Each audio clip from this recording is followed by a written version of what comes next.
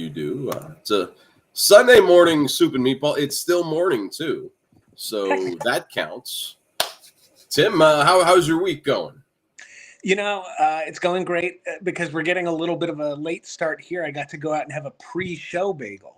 Oh, nice. So I'm well fed. I'm coursing with protein and raring to go. Awful hat on too. It does not gone unnoticed. My lifelong love of the Sacramento A's. And I'm only wearing that because I got this cool Ricky Henderson shirt. Oh, look at that. That's cool. Yeah, it's him holding up the base, and it says everything I learned about stealing I learned in Oakland. Nice. Look at that. Good for you. You commented that I'm wearing a hoodie, and yes, just so the people in the world don't think I'm an absolute lunatic. Well, it's pumpkin spice weather. Of course, you're wearing a hoodie. I do like the warm weather, but like in our studio here, the HVAC pumps pretty much like 4 feet that way. So this spot in the house is the coldest. If we pump the air up so that the kids upstairs can get some air, I have to sit there 20 degrees. So that's why I got I got sweatpants on. It does feel like football weather, a little. I don't think there's anywhere in my house, like if I were to wear a hoodie in any room, I would very quickly die of heat stroke. So, well, don't do that then. The summer that I spent. Wait, hold on. I got a pen here. Don't die of heat. Okay. No, we were talking before the show started. The summer I spent at IUP, one of my in-house hobbies was opening the freezer and sticking my head in. To this day, I still, and this is going to make me sound like a lunatic or a genius, I put my pillowcases in the freezer in the summer so that when I go to bed. I never thought of that. Yeah, so when I go to bed, it's a nice chilly sleep. So you remember many, many years ago, I used to work at Dabato's Family Restaurant up in great Hazleton. Meatballs. Great meatballs. And so one of the tricks that one of the night cooks was named Neil. We used to take some of the kitchen towels and you get them wet and you put them in the freezer, and then when the rush dies down or when you have a second, you go in the back and you wrap the thing around your neck. Oh, yeah. Because those grill rooms, oh, man, like when you go to any restaurant, if there's a grill room, those guys are suffering back there. I promise you. Sure. Between the fryer and the heat of the grill, that's around those same years, I was working in factories and just standing next to the machines, and there's like no windows. You're just on a factory floor. I think the smell that I had was better than the smell of eggs and bacon and burgers and pancakes, probably better than what you had. Any smell in a factory is so prevalent that it immediately starts.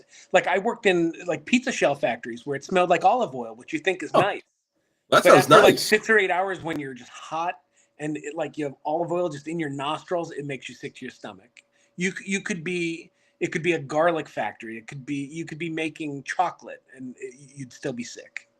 The chocolate factory in Hershey is right in the middle of where we are. We should have an on-location shoot there to ascertain the smells. And I'm going to be in Hershey in August. Yeah, I maybe I will see you there for soup and/or meatballs. Yes, well, perhaps both.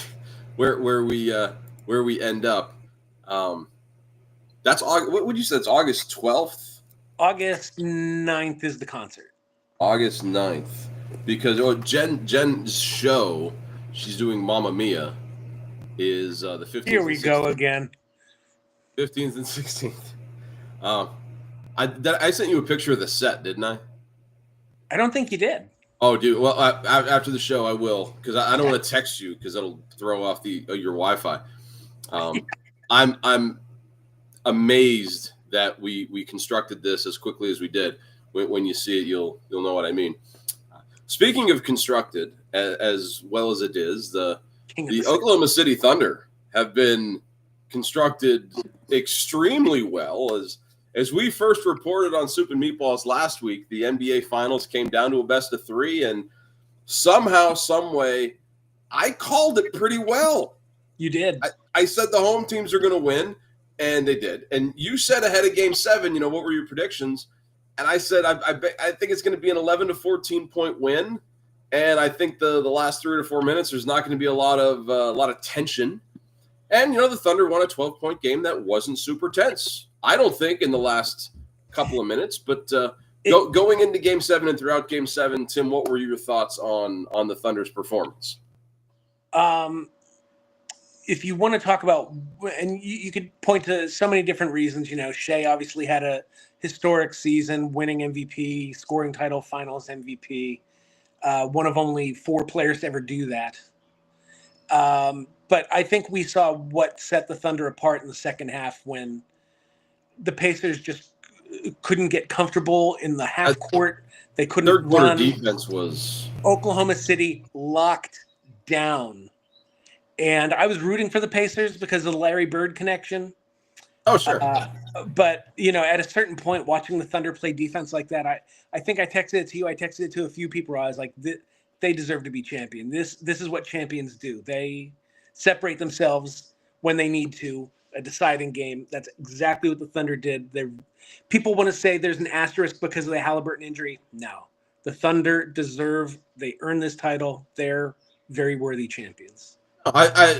So one of the questions that you hear about all week, and I'll throw it at you. If you're Tyrese Halliburton after Game 6, like going into Game 7, was it a mistake for him to play? I think this is an easy answer, but how could you not play? Give you the easy question. Yeah, how could you not play? Yeah, exactly. Your whole life you would be thinking about, like, what if I had played? What if I'd stayed healthy? What if I was the difference? Especially with the way he started the game, hitting a few early threes before he went down. He was on fire early. 3 of them, I think, and these were not cheap 3-pointers. Yeah, these were almost logo 25 or 26 feet. Yeah, so I mean, it's a shame that it happened, and I don't know if it was a compensation injury, because what did he hurt in Game 6? I thought it was his right leg. I can't remember which. But leg. I thought it was his calf. Achilles was on the. I thought the Achilles was on the opposite leg, and I thought it might have been a compensation injury that, like if your elbow is not working, you overcompensate the other one. I think it was his right calf, which is usually like an early indicator of a possible, like, that's why best case they're like, rest that calf for 6 weeks so you don't rupture an Achilles, or because you could even see in slow motion like the pop of like of where his Achilles was, where it was just, as soon as it happened, I forget who I texted, like he just shredded that calf, and it was worse than that. It's as bad an injury as you can get. I felt really bad that they put the camera on his dad. Like, as a dad who watches, I watch my son do music. Fortunately, he doesn't injure himself playing the violin. But like, if something were to happen to him at a Game 7 level thing, this is not like, Game 16 in November. This is Game 7, and I'll tell you what, I'll point this out because I was curious about this, and it took a long time for the numbers to come in. Game 7 hit 16.4 million viewers. That's the biggest NBA final game in the last 6 years. They peaked at 19.3 million at 9:45, like near the end of the game. So for 2 small markets, that was an incredible number. Well, so that peak time is probably right after halftime, because the Pacers were up 1 at halftime. If we're talking about an 8 o'clock tip, probably 90-minute first half with commercials, it was probably who were like, maybe like eyeballing the score, and they're like, wait, the Pacers are up 1? This is a game here. Yeah. It's encouraging to see that people did tune in, because it was the first Game 7 we got since 2016 when the Cavs came back from 3-1. So, I think even though a lot was made about the small markets involved, I think people were so hungry for that kind of stage, that kind of drama. Small markets, these were 2 good teams, though. And I think we talked about this last week, that Indiana had a lot of injury issues at the beginning of the year. And had they not had those injuries, they might have been in the same class as Cleveland and Boston record-wise. And it's not like they were a 7 seed. They were a 4. So it's not like they were one of the – we weren't watching the Atlanta Hawks in the finals. These are 2 really good teams. Now, with the going back to the Halliburton injury, I clearly we had no idea about what was going to happen in the East because we kept saying Celtics, Cavs, Celtics, Cavs. I wanted to see a best of 27 between the two of them. Now what's going to happen in the East next year? You won't have Halliburton, you won't have Tatum, you won't have Dame because they're all down with Achilles. Who knows if Giannis is still going to be in the East? The Knicks don't have a coach. I sent my resume in. Give the ball to that guy. The East is seemingly between like the Cavs and the Knicks, although I think the Magic can sneak in there as a contender. As tough as the West is going to be, as tough as it's going to be for OKC to come out of their conference again, the East is anybody's. So I'll tell you what. So you mentioned the West is tough. The one thing that I have another question here for you about how set up this team is just for the future. If you can look on the screen here, this is only partially of what Sam Presti has done with the Oklahoma City front office. So this year, 2025, they were able to score the 15th pick in the draft, which they used on a center from Georgetown, Thomas Sorber. Their second rounder, they used Brooks Barnheiser. They traded a pick to Sacramento, which is going into 2027. So in 2026, they have their two picks, and they've got a second round pick from either Dallas or Philadelphia. 2027, they've got their first pick, and they've got a top 5 protected Denver pick. I don't think Denver is going to be in the top 5. They've got a top 16 pick through Sacramento. They have a pick swap with LA, and they have a second round pick from either Houston, Indiana, or Miami. I'm just going off of what I pulled from the web. In 28, 29, and 30, they have additional. They have so much draft capital, almost to the point where in the NBA, is this too much? You can only put 12 guys on your team. Right. And not only looking at what they could add to what they have through the draft, but when you talk about, Jalen Williams and Chet Holmgren and Shea's the oldest of them, and he's only 26. Yeah, they're all young. They're not going anywhere. The thing they have to worry about is money. That's the big thing. Yeah. I mean, I'd imagine at some point when these guys start to cash in a little bit, we're going to see OKC get hit with the luxury tax a little bit. But I think we're definitely looking at a 3 to 5 year window where they're going to be in the conversation for championship favorite. The West is tough, like you said, but they've built this thing. They're like you said, they're going to be in contention. I don't think I could screw up this, especially 2027. 27 looks like, and here's the other thing. We're going to talk about the draft here in a second. I heard on the radio an actual NBA draft analyst was actually surprised that the second round this year. He said a lot of guys that he had pegged in the second round didn't get drafted and are now going back to college through NIL. So next year's draft is going to be even deeper than people thought because the guys that could have been drafted this year didn't get drafted. Which is one of, when we talk about NIL, we talk about what it's going to mean for the college game. But that's one of the unexpected benefits is how it's going to deepen drafts going forward, where guys, they land in a spot where they didn't like Ace Bailey. And maybe they go back, maybe they go back, they get another year. It makes the college game stronger by having more experienced players who fans recognize. And it makes the NBA draft a bigger point of interest because, it's not a bunch of random names. It's people fans know. And this is the kind of talent acquisition or talent pool that I think Adam Silver can start to think, where can we expand? Because I think that's one of the things he wants to do eventually down the road. And when you expand, you dilute the talent pool a little bit. But we're in a good position talent wise. Like you said, the drafts are deep. And speaking of the draft, this past week, not a lot of surprises. Number one, I mean, were you shocked Cooper went number one? No, of course not. No, the only thing was if Dallas was going to trade, if they were going to get like a ready-made roster in exchange for someone else taking Cooper Flag. And San Antonio stayed put at 2. The biggest story, though, like you mentioned, there he is, all happy, Ace Bailey. Now, here's my 12 cents on this. You have a guy who, talent-wise, might be in the top 2 or 3 of this draft, did everything wrong leading up. Like, every job interview leading up to the point where we're going to say, okay, we're going to take people. I'm not sure why he was trying to position himself to go to Washington, but he flat out not practicing for people and not telling people, don't pick me, I don't want to go there. I think it ended up costing him about $12 million in slot money.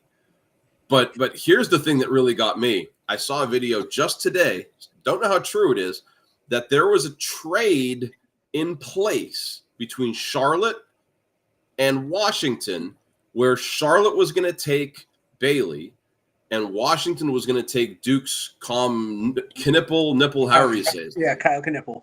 And they were going to, there was going to be a swap there. But Danny Ainge at 5 said, guess what? If you don't take Knippel, I'm going to be excited. I'm going to take him. And whether or not this was true or not, it harkened back to the draft where he told the Sixers, if you want Markelle Fultz, you're going to have to trade up and get him. And he ended up going down to 3 and getting Tatum like he wanted all along and extra picks. So this was like Danny Ainge's villain or arc in Utah. But what it really did was it created this situation with Bailey that he's in trouble now, I think. See, I disagree. Like, he's got to do everything right, and he's the first thing that he does wrong. I think the fans in Utah are going to be like, "What's your problem now?" To me, this isn't that different than what Steph Curry did when he got drafted. His dad, Dell, was like, "We want to go to New York. We want Steph to be a Knick," and he didn't want to work out for teams who weren't the New York Knicks. And lo and behold, he ends up going because Golden State before Mark Jackson and now Steve Kerr.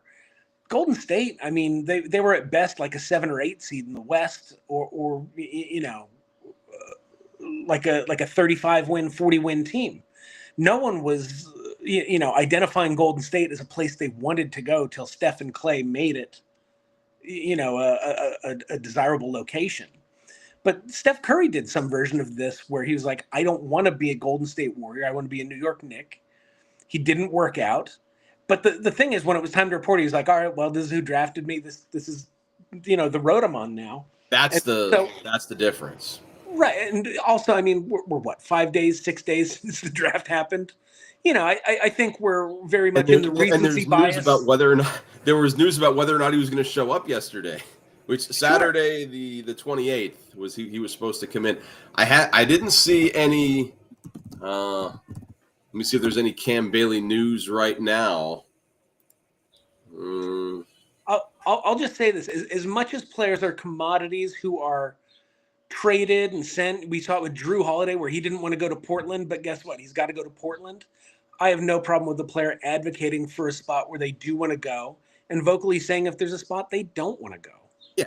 I saw this too, and I really had to fact check this. There were reports online that Ace Bailey retired. He did not. He did not retire. It would be like coming out of college and getting an internship and be like, you know what? Not feeling it. I'm just gonna go on Social Security. Bye. If we could, we would. But I totally would have. Give me that sweet Social Security money. I'll stay home watching game shows and Monk reruns.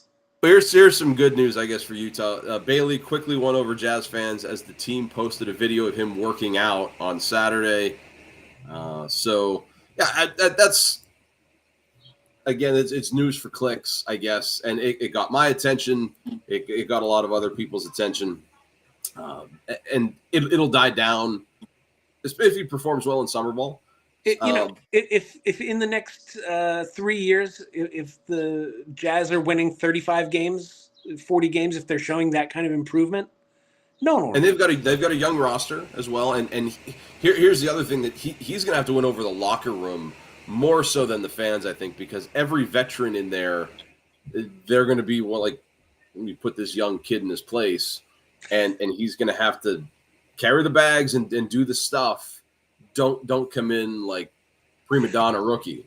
Absolutely, but I also think that I would think a locker room, especially in the NBA where it is such a player-driven league, would be very sensitive to his play, where they'd be like, if I was being drafted into the league to this team, I wouldn't want to be here. Yeah, but see, that's my team now. Like, yeah, you don't want to come here because right. I'm here. They're going to put him through his paces, like any rookie. But I don't think it's going to be.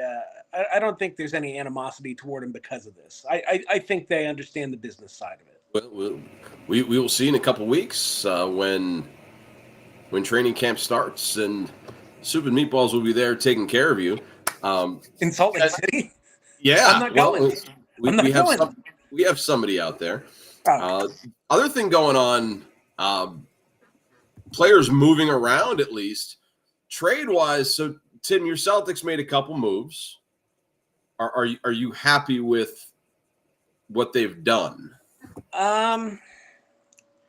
Happy's relative. When am I happy? They're cutting costs. This is they're 1 year removed from a title, and it's already kind of like rebuilding because of Tatum's Achilles.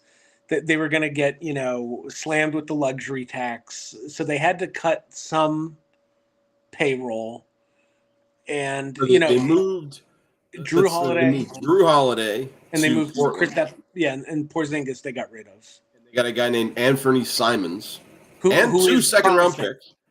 I think they got more than I expected for Drew Holiday, which isn't to say anything about his talent, more about what he's making at his age.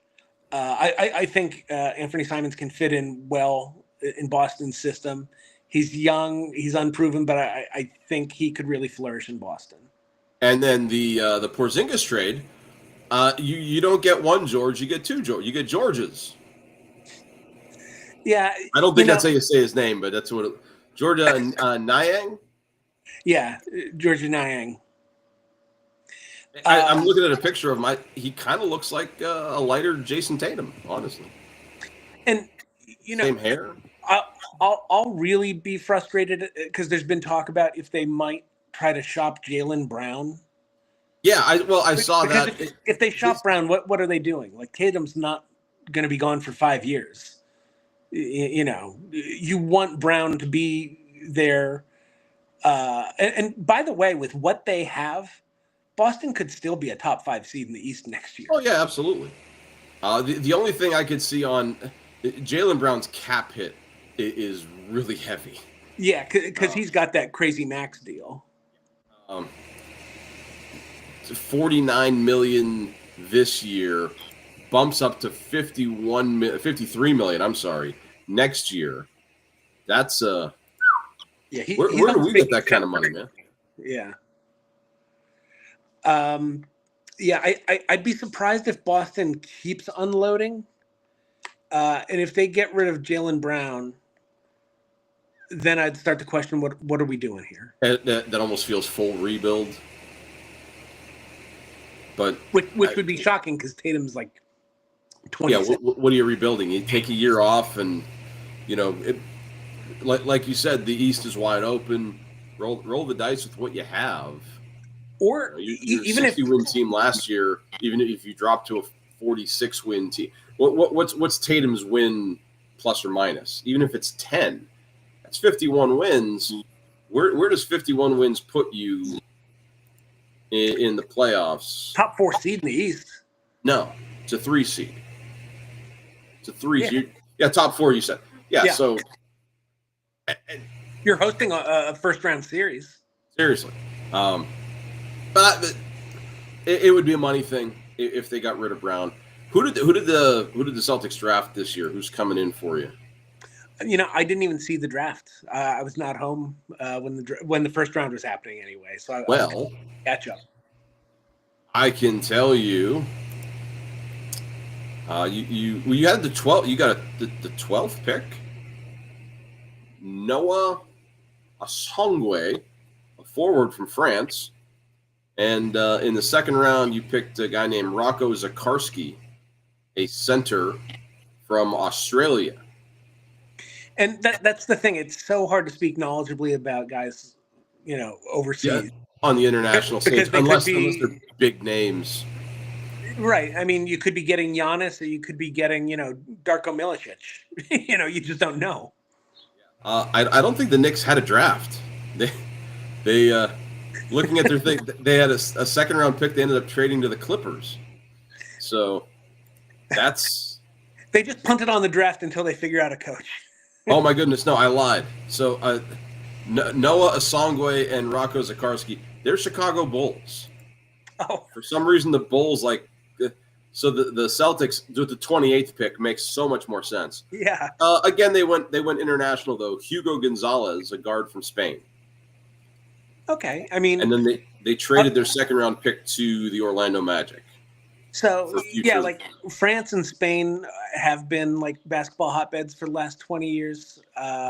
Australia, other than like Andrew Bogut, not quite as much. But yeah, if we're just going on what those countries have produced, like a guy from Spain, I'll take it. That's all I know about him. Yeah, that's and hopefully he's the next Pau Gasol. Breaking news. I'm on the NBA draft page right now. Breaking news from Shams Charania.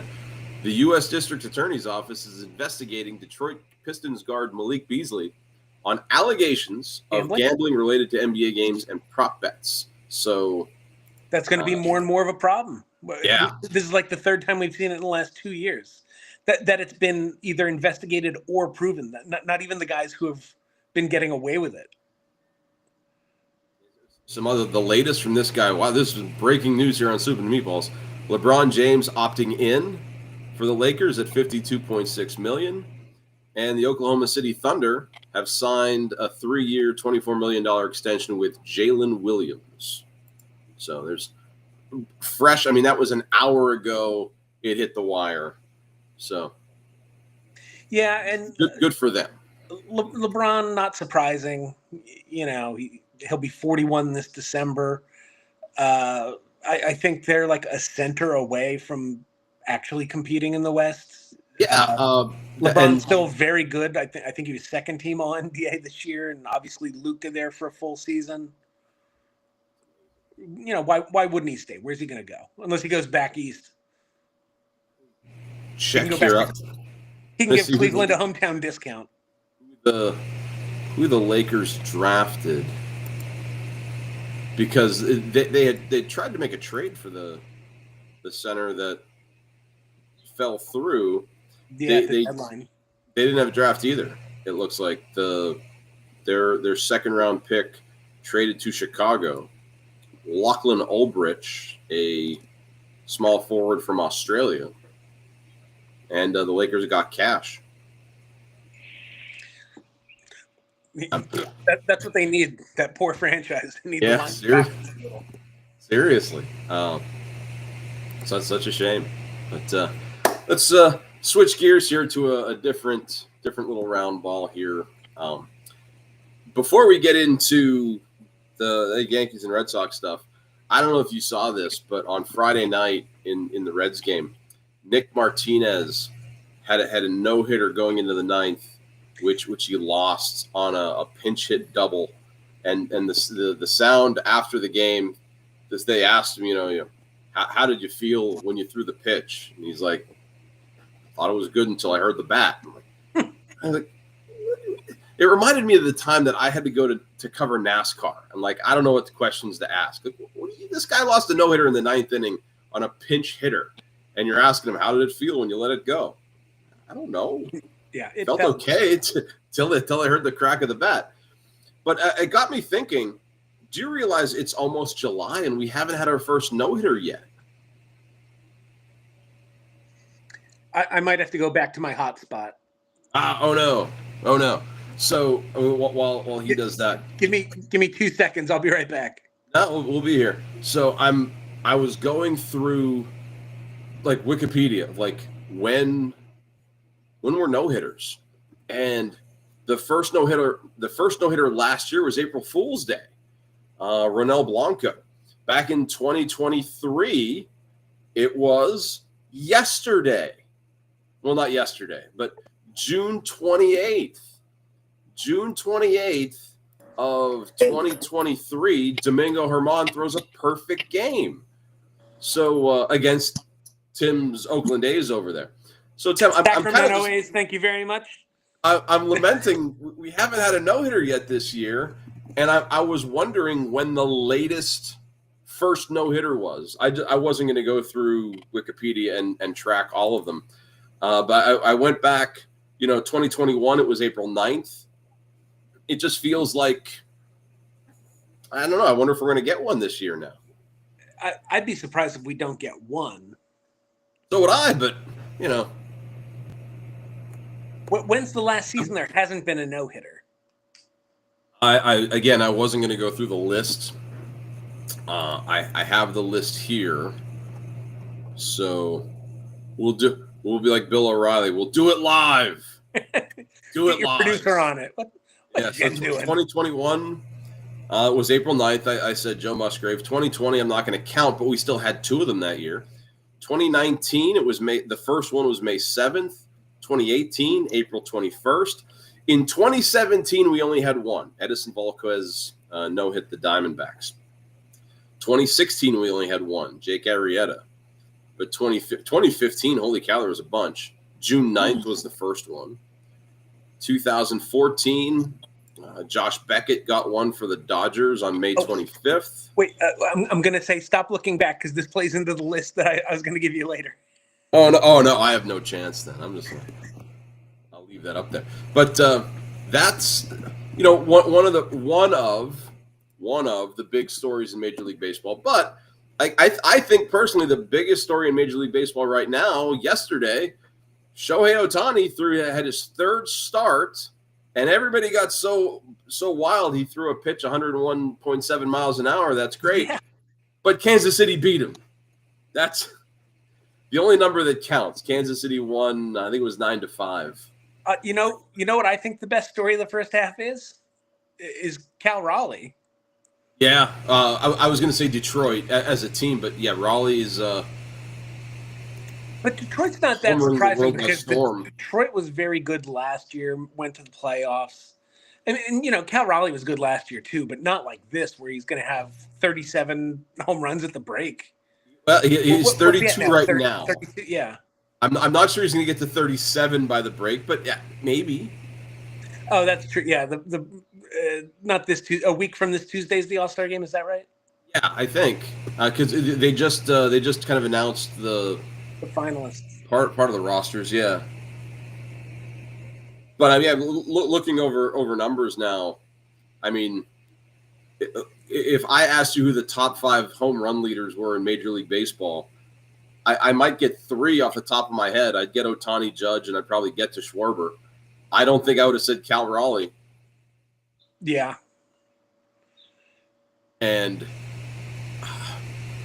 it's kind of a bummer to see Aaron Judge's batting average drop to 354, but it's cool that he's still leading Major League Baseball in batting average. He's close in home runs, RBIs. He's a healthy distance back, so I don't think we're talking Triple Crown. But as far as numbers go, like I said, Detroit and now the LA Dodgers both kind of lead the way. They have 52 wins. Definitely on pace for over 100. It's been a fun first half. Yeah. Let's go to our analytical projections. They still have Boston at 77, which is a bummer. PECOTA has Detroit at 94 to lead the American League, and they put the Dodgers back up to 100. And just no love for the rest of that division.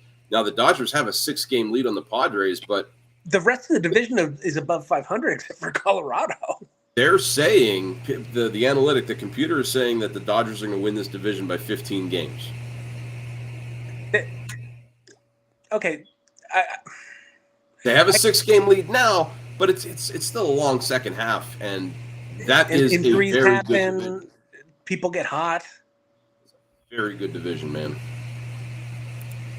Yeah, Oh my you goodness.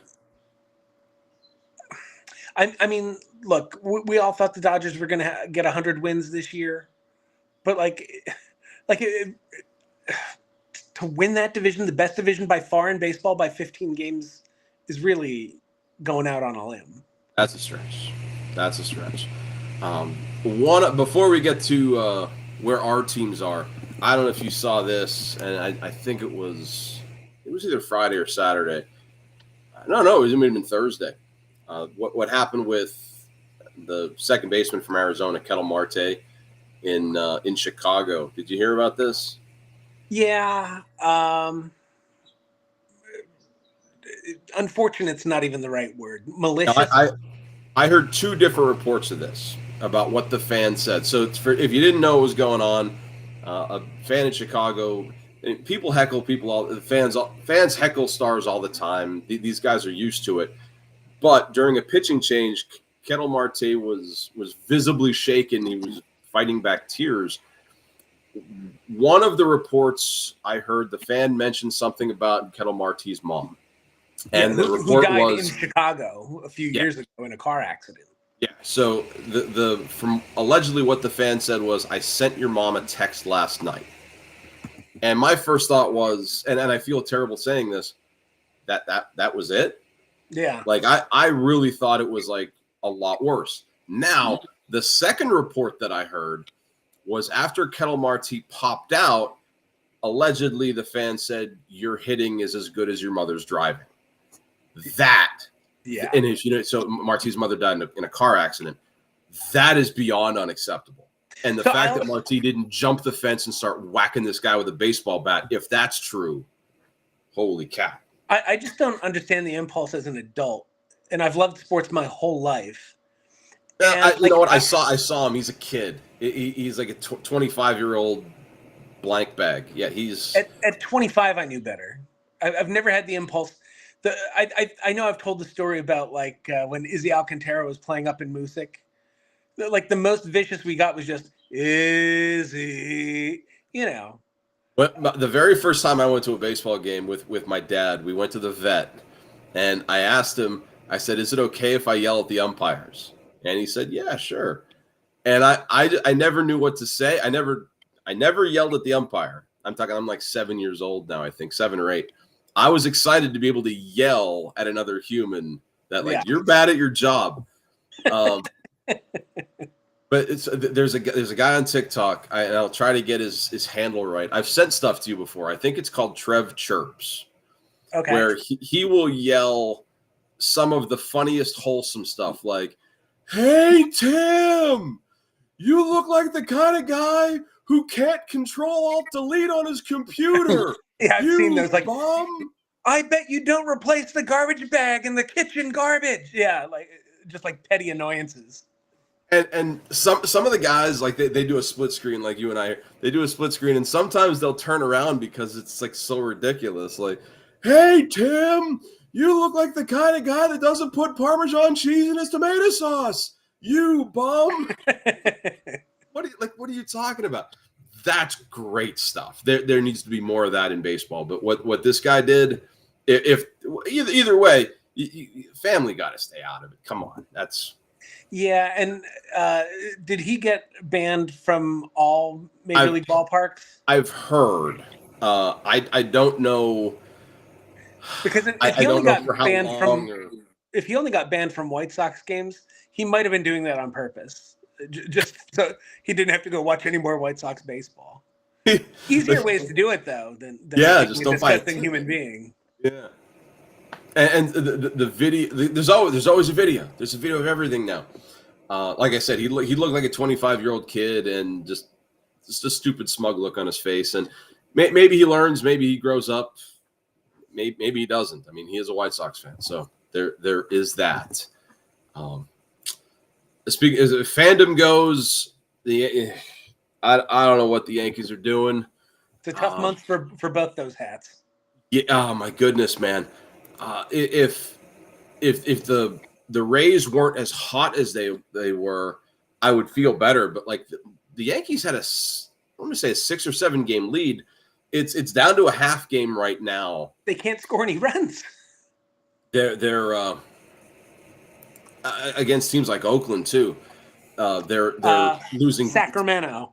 Oh God, they scored 3 in the opener, but they leave so many guys on base, and the pitching can only do so much.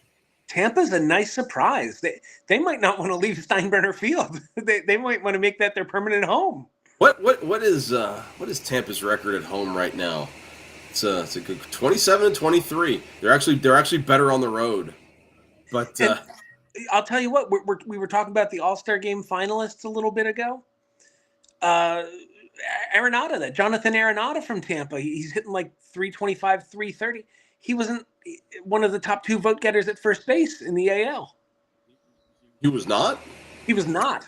Why? I didn't vote enough because I voted for him. I voted five times every day, and I voted for him every time. Who are the top 2? Do you know? I believe Goldschmidt was one. I can't remember who the second one was. I mean, at least Goldschmidt deserves it. It's not like he's New York bias. Like, when you go to a game and they're like, "Hey, here's the ballot. Make sure you vote 6 times." Yeah, like I can still remember in 1989 when Mike Schmidt retired in May and was still voted in as the National League first baseman, and Schmidt had to be like, "No, this is embarrassing." Like, he showed up and he did the player intros, but he was like, "Now stop voting for me, idiots." Like, I better not be on the 1990 team. He's probably still getting votes now in Philadelphia. I don't have the. Let me see, All-Star Game. Do they have the finalists to start the All-Star Game? Voting resumes on Monday. Yeah, so it's the top 2 at each position, and then the leading vote getter in each league is automatically a starter. So Judge and Ohtani. Shocked that Aaron Judge has over 100,000 more votes than Shohei Ohtani. I thought the global vote would have pushed Ohtani over the top. Same here. American League, we'll give it to you quick. Raleigh and Alejandro Kirk from the Blue Jays behind the plate. Guerrero and Goldschmidt. Guerrero's the other first baseman. That makes sense. At second, we've got Gleyber Torres and Jackson Holliday. Third base, Jose Ramirez, Alex Bregman, getting the votes at least. Shortstop, Bobby Witt Jr. and Jacob Wilson. I got to tell you this about Jacob Wilson. 350. Because this came out on Thursday, I think, and I told some of my colleagues about this. Jacob Wilson credits a strange source of ability making. Like, do you know why he credits his Major League Baseball abilities? Playing Fortnite. Can you believe that? What I'm curious. How does that translate? I think. Well, have you ever played Fortnite? Me neither. I've seen it before though, and it's a lot of hand moving and hand-eye coordination, and allegedly, if you start playing video games at a young age, like the brain cortex synapse thing fires at a different rate that allows you to hit a baseball better. Because when a pitcher throws a pitch, what do you have, like 0.6 seconds to decide if you want to swing? Yeah. And then you have to swing, and then you have to hit it. Like that's super fast. And I guess in Fortnite you're making super fast decisions. But yeah, Jacob Wilson credits video games, so good for him. In the outfield, the American League has Riley Green from Detroit, Javier Baez from Detroit, Mike Trout, and Steven Kwan. Yeah. And Ben Rice is a finalist at DH. That's so cool. Good for him. And Ryan he got helped by Devers getting shipped to the Bay. Yeah. Well, actually, it's the headline says that the Devers trade cleared the way for O'Hearn to be the top vote getter. Oh, yeah, and then Rice would have been third. So good job, Boston. And then do you care about the National League? Absolutely. We'll give it to you quick. Will Smith, not that Will Smith, but the other one from the Dodgers. Good Carson slap Kelly hitter. Got him. Oh, Carson Kelly from the Cubs behind the plate.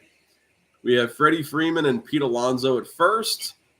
Ketel Marte and Tommy Edman of the Dodgers at second. Manny Machado, who had a really, really smart play the other day. And Max Muncy. Did you see this? The Padres and Reds?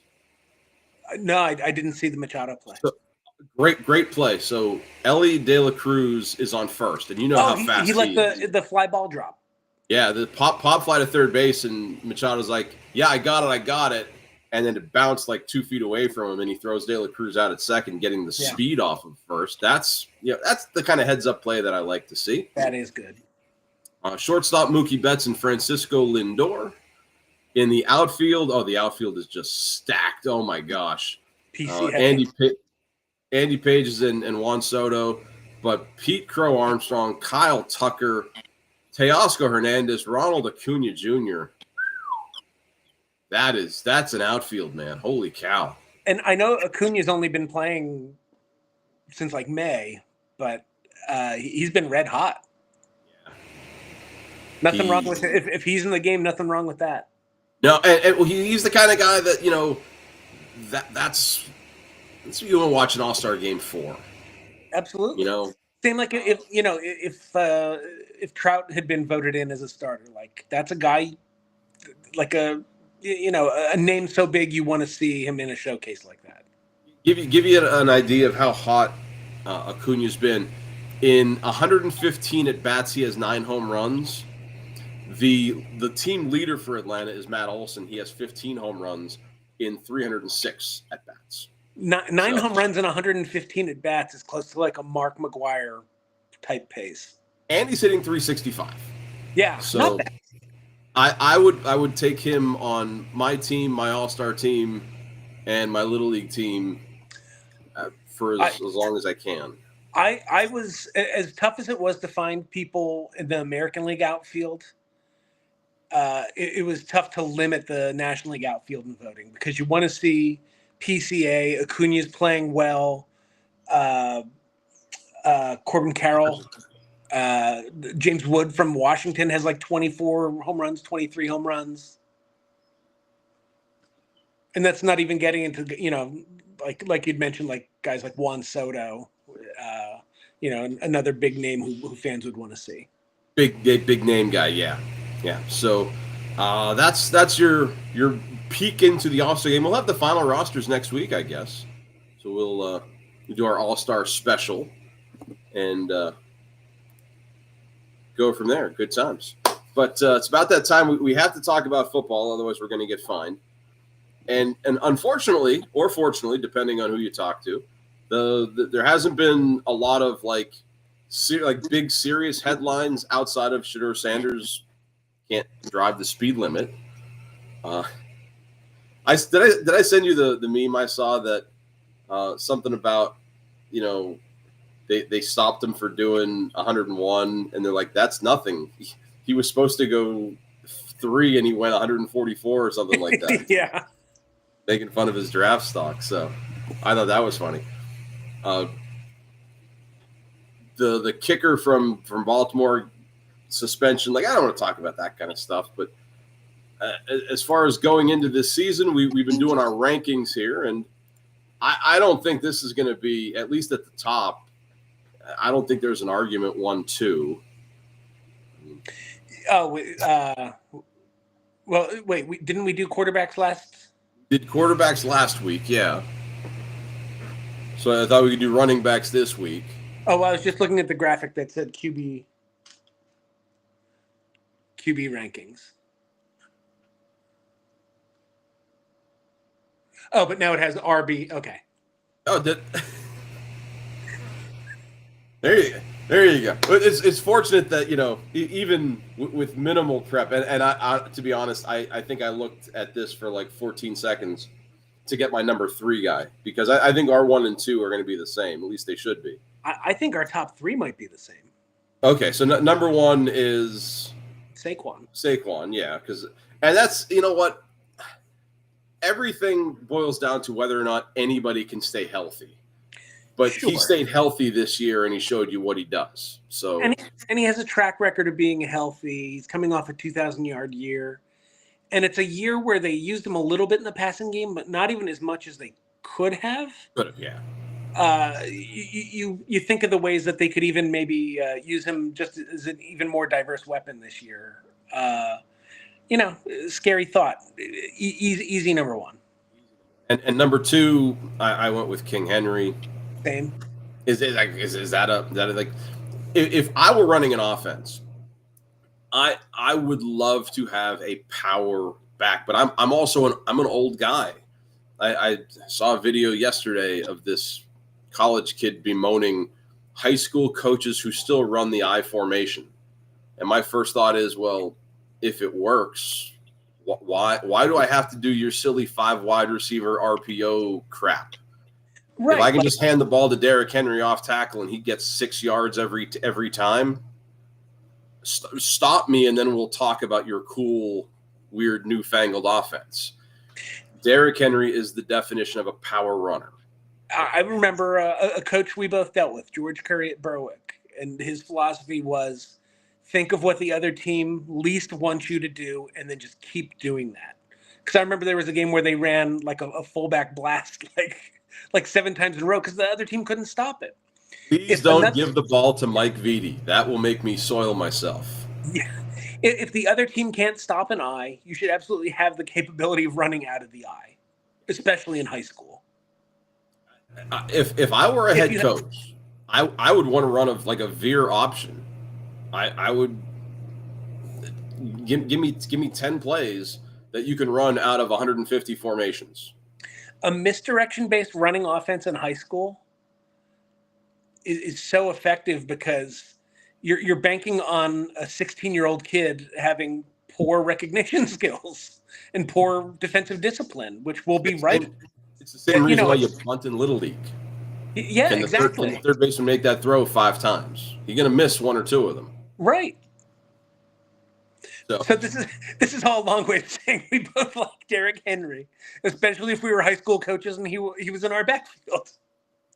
I saw a picture of Derrick Henry as a freshman in Alabama, and you should understand that like a few months before he was a freshman in Alabama, he was a senior in high school. No, and he's an unusually tall running back too because he's like 6'3". There's a lot of him. There's a lot of him to hit, but there's a lot of him to hit you too. Yeah, he's like a bigger Eric Dickerson, not as fast, but twice as powerful, maybe. So who was your number 3? This would be interesting to see where you went. So guy who's coming off an injury, but as dangerous a player as there's in the NFL. I went Christian McCaffrey. Okay, I didn't, but and it was because of the injury.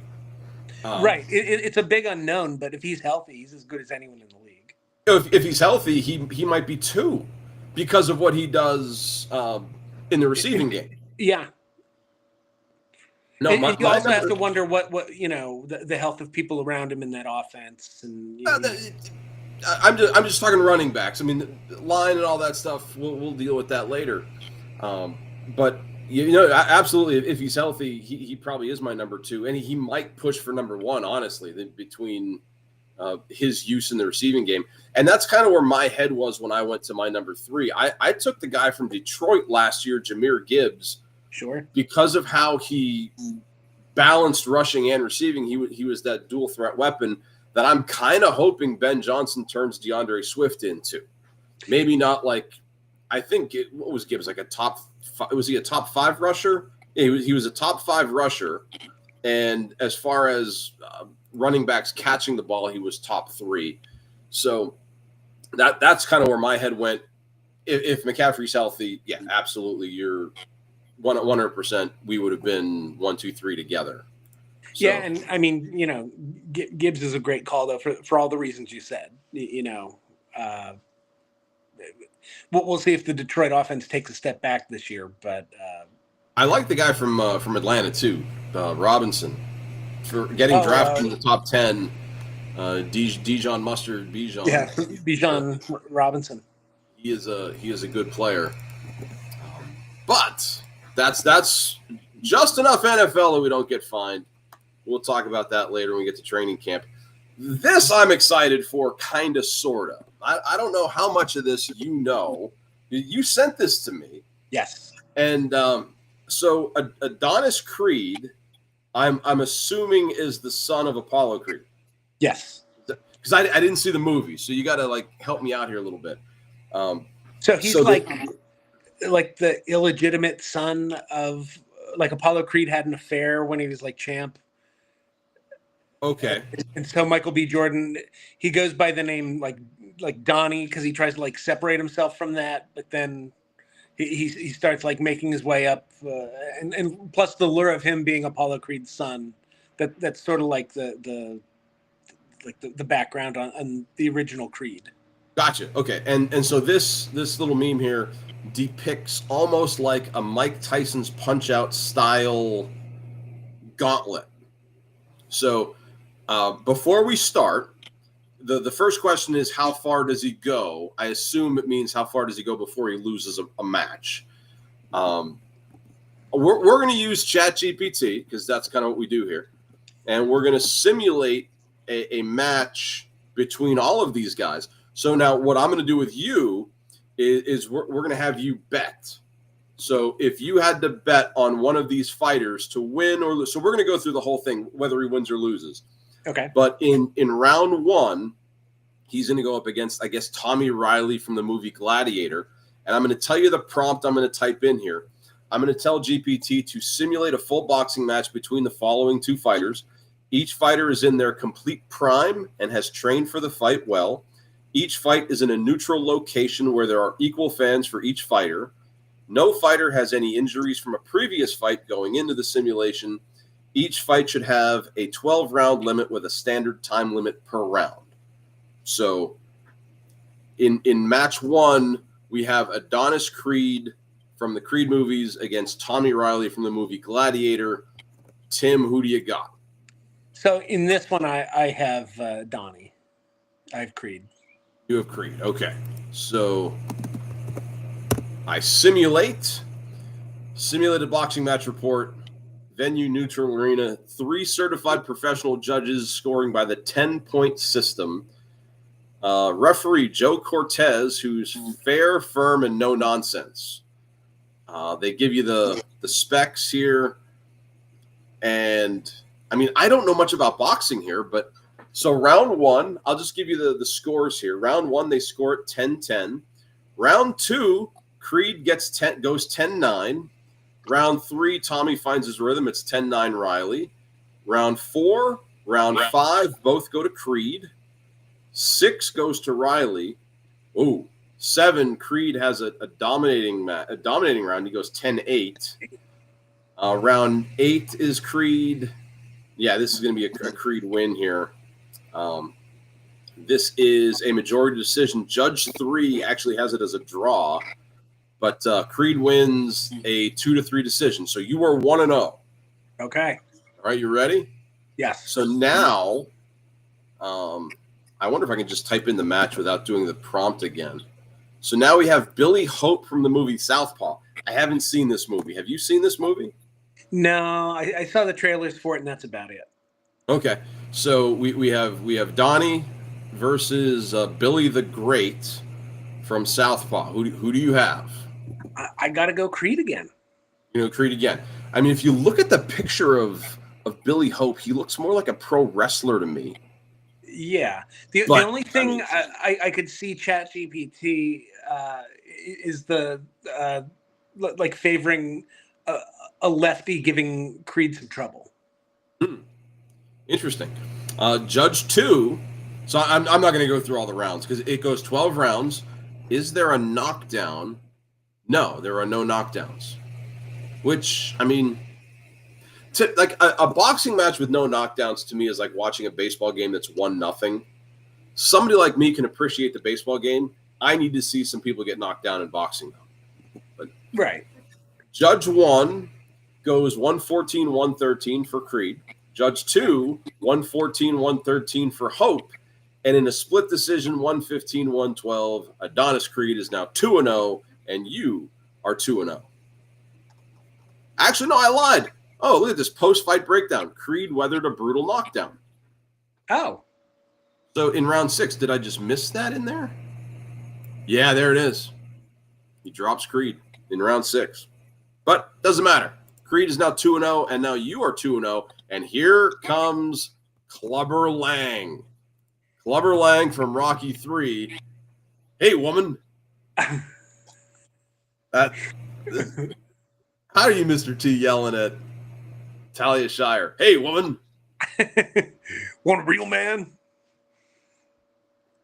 So, I've got to say, I've seen Rocky 3. I know the damage Clubber Lang can do. This is kind of like the Piston Honda title fight in the Mike Tyson's Punch-Out run.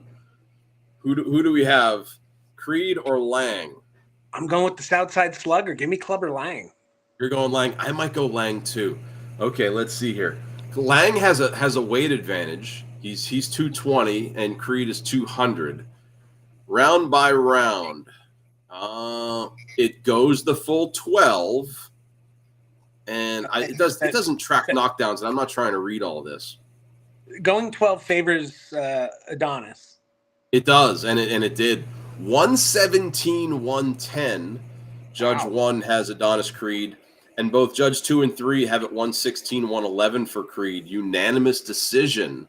Wow, lopsided too. Yeah. But I mean, they're round 1, round 3, where Lang wins. He comes out like a missile, swinging bombs. Creed survives, but does little offense. Yeah, it's. I'm surprised if this would.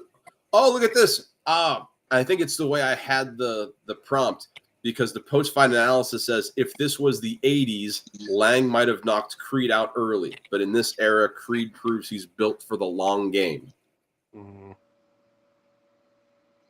So blame my prompt there, I guess. Now, this is strange. Can Adonis Creed versus Apollo Creed? See, here's the thing. In the Rocky movies, Apollo Creed is like the greatest heavyweight ever.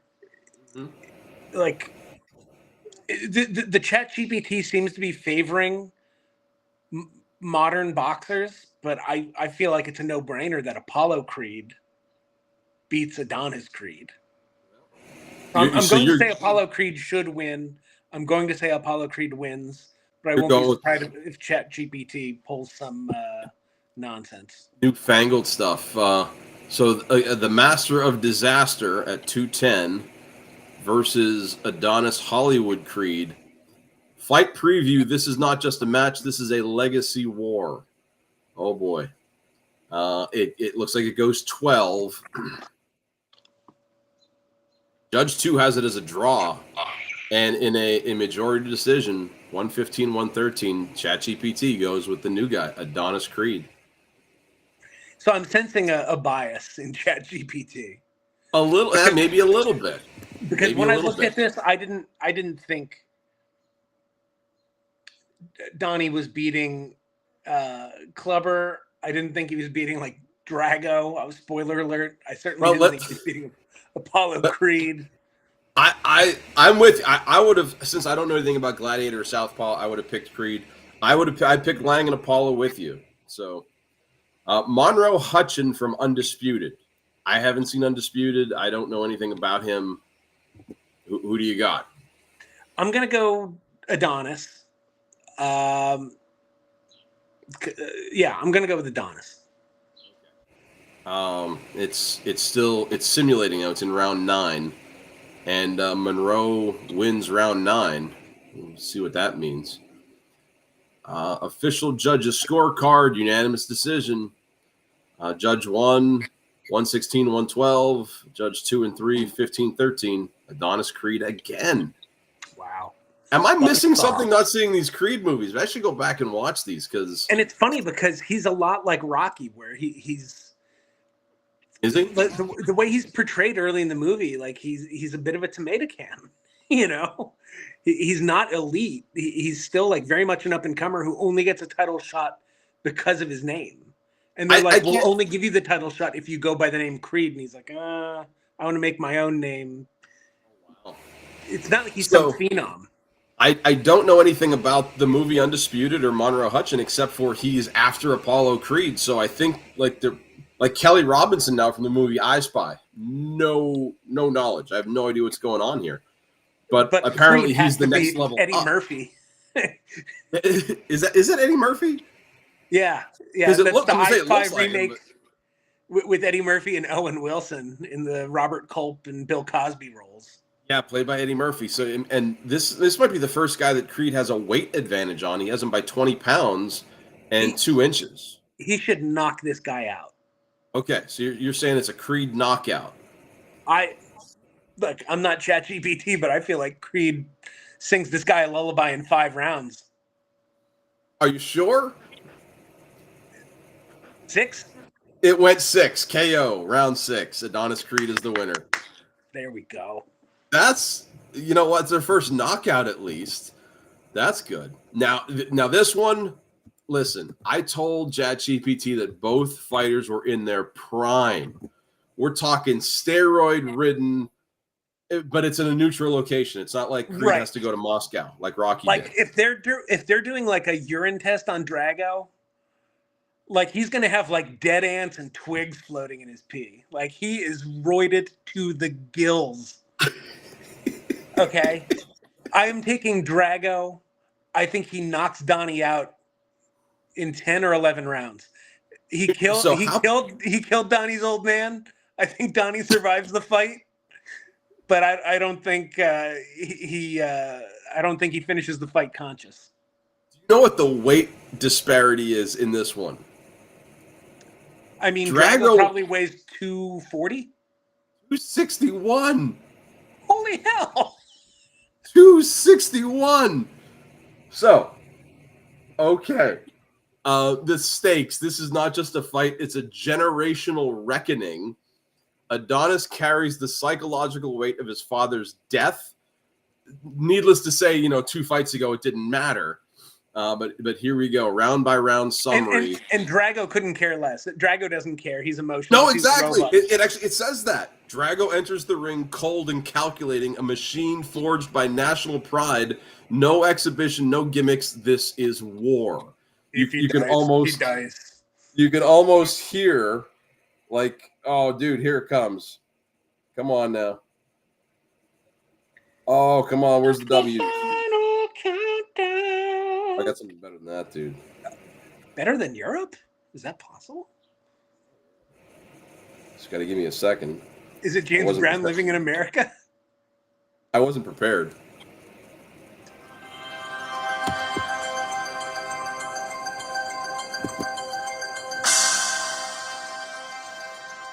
This song is called War.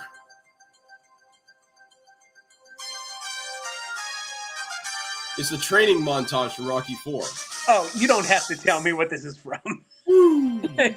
I'm going to go outside and start doing military presses with a plow. I'm going to chop down a tree. Going to start running up a Siberian mountain. While Paulie, eats a sandwich and watches or whatever. Why is Burt Young there? The final verdict. This is a unanimous decision for Adonis Creed. Yeah. Adonis does what his father never could, not only survive Drago, but defeat him. A fight that heals the past, a new legacy forged in blood, sweat, and heart. But I mean, Drago dropped Creed early, but lacked the versatility and fatigue in later rounds sealed his fate. I don't know, man. Forged in blood, sweat, and bull crap. No way. No way. Absolutely with you. Drago beats Adonis, and maybe that's the Gen X in us. Like, come on.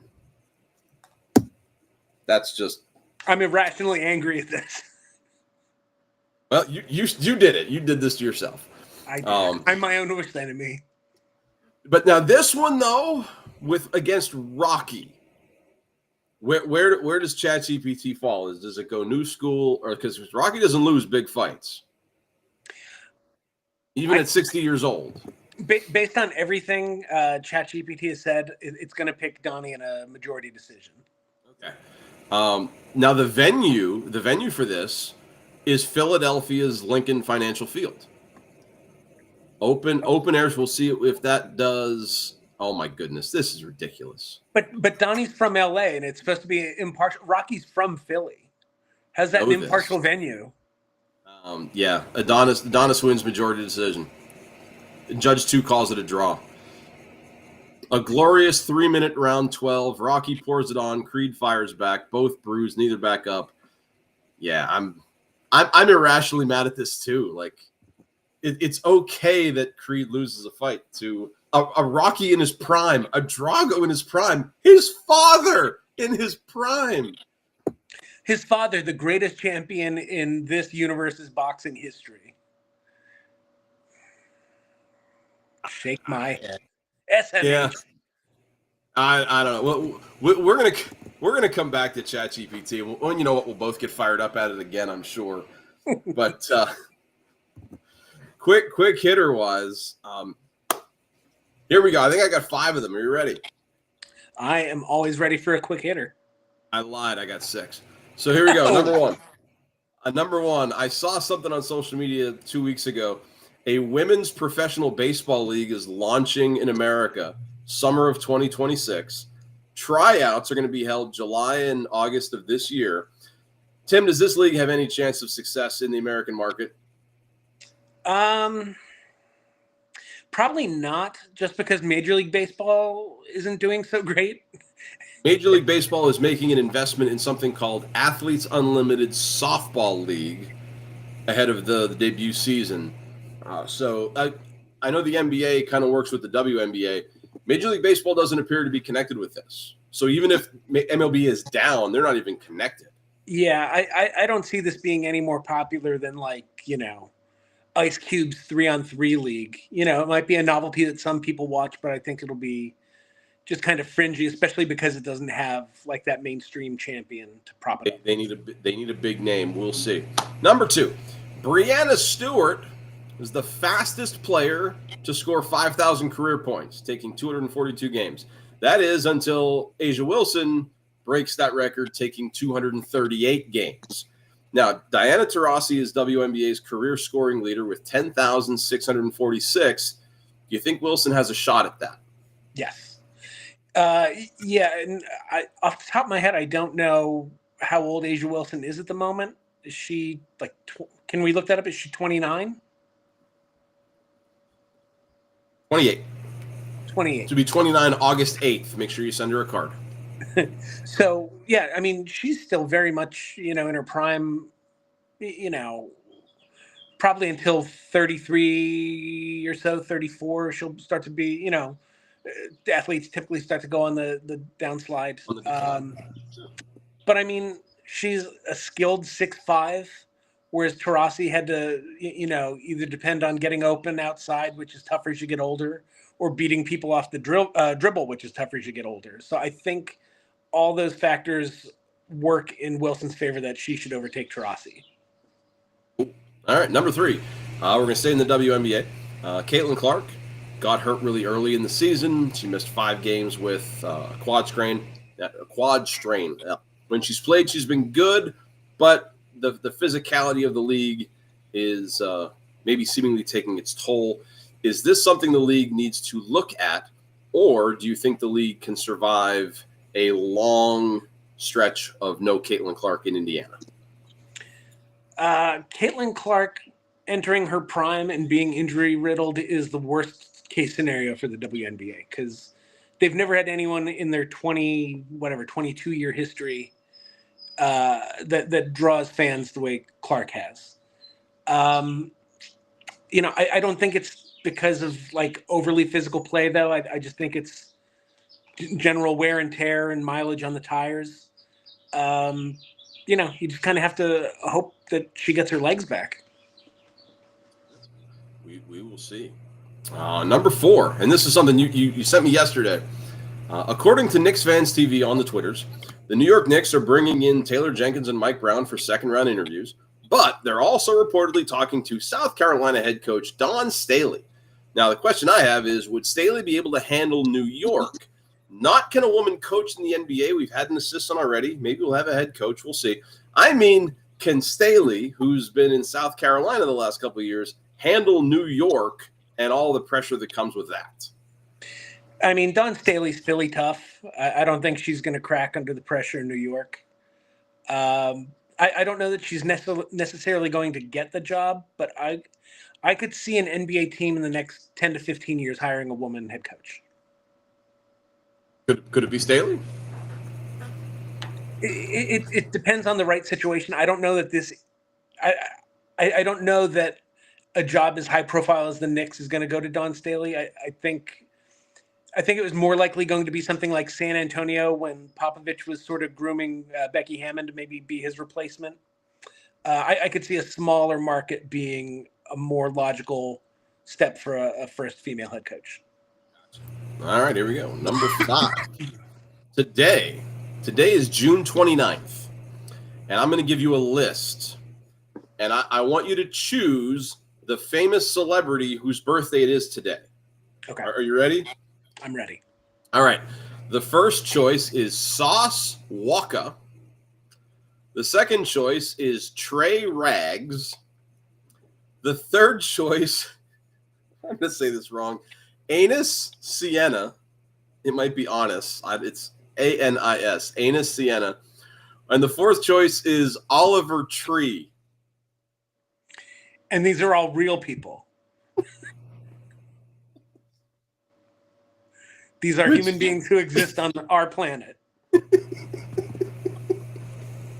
Which one of these famous people is born today? I don't know, but I'm hoping it's Anis Sienna. That's a trick question. None of them are famous. Come on. But it's all of their birthdays. I looked at, for quick hitters, I thought, like, what can I do this day in history? And today's birthdays are Sauce Walka, who is a rapper, Trey Rags, who is a TikToker, Anis Sienna, who's a YouTuber, and Oliver Tree is a rock singer. I'm like, we're officially old. When like Trey Rags and Sauce Walka are what we consider as celebrities. I love how you had to tell me that Sauce Walka was a rapper. Like Sauce Walka, as we all know, famous certified public accountant. Like Public Enemy just dropped an album. Give me a second here, because I picked it up. You bought the latest Public Enemy CD, did you? Yeah, it's Joe digital Nardone's download. Gallery of Sound. Digital download. Oh, come on. It's going to take me a second till I find the folder. It's called Black Sky Over the Projects Apartment 2025. Okay. So, I mean, I've listened to like half of it. It's okay. It's not their old stuff. But it's also not Sauce Walka. Yes. Until now, I've been completely unfamiliar with Sauce Walka's catalog. And I remain unaware of his catalog. I just know he's probably like 17 years old or something. I don't know. It's also Kawhi Leonard's birthday, the member of your ChatGPT team that knocked off. Like who did your team play? I forget. Didn't it make up a team of like Jordan? Yeah, no. But who did we give Kawhi Leonard though? Like we gave it like the Wizard of Oz. We gave it cartoon characters or something. Oh God, I forget who you picked, but it was like 4 really weird people and Kawhi Leonard. It was Star Wars Jedis. Yeah, that's right. Like you had Obi-Wan Kenobi and Kawhi Leonard. Yoda. Yeah. So Kawhi Leonard's birthday today, born in 1991. Happy birthday to the Claw. Last one here. Today in history for you again. 2007, Apple came out with their first smartphone, the iPhone. Tim, what's your favorite app? I play a lot of solitaire on my phone. Yeah, it works. I also play a game called Marvel Strike Force. Okay, So I had to look up I had to look mine up. It's called Match Villains. That's what the game I'm playing, at least. It's one of those bejeweled things. Okay. Essentially, at the end of the day. So, there we go. Good times here in the A block. And now everybody's favorite point of the show. We've come to our draft. Now, we're going to stick with like a sportsy type of draft, but we're going to switch things up a little bit. In honor of the NBA draft, we're going to draft an NBA team, but the rules are we are only allowed to draft players who were the overall number one pick in their draft, right? So I have a list of people who I'd like to be on my team. Same. I assume your sheet of paper there is your list. It's the back of a UGI bill. As always. So we have our. I'm gonna hit my light here and let things reacclimate. Oh my gosh, maybe I won't. We are. Oh, here we go. You can see a little bit. Number and color. 3 red.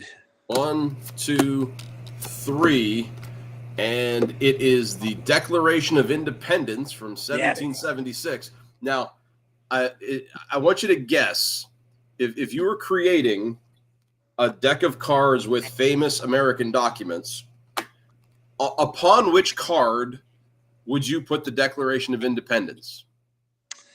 I'd stay away from king just because of the connotation. I'd say like the ace of hearts. I like that. But no, it went the 8 of clubs. All right. So I'm wrong. I'm not getting the first pick. Thanks. No. Now I need to know the ace of hearts. This is ridiculous. Here's the ace of hearts. Yeah. Thomas Edison's patent for the light bulb. All right. But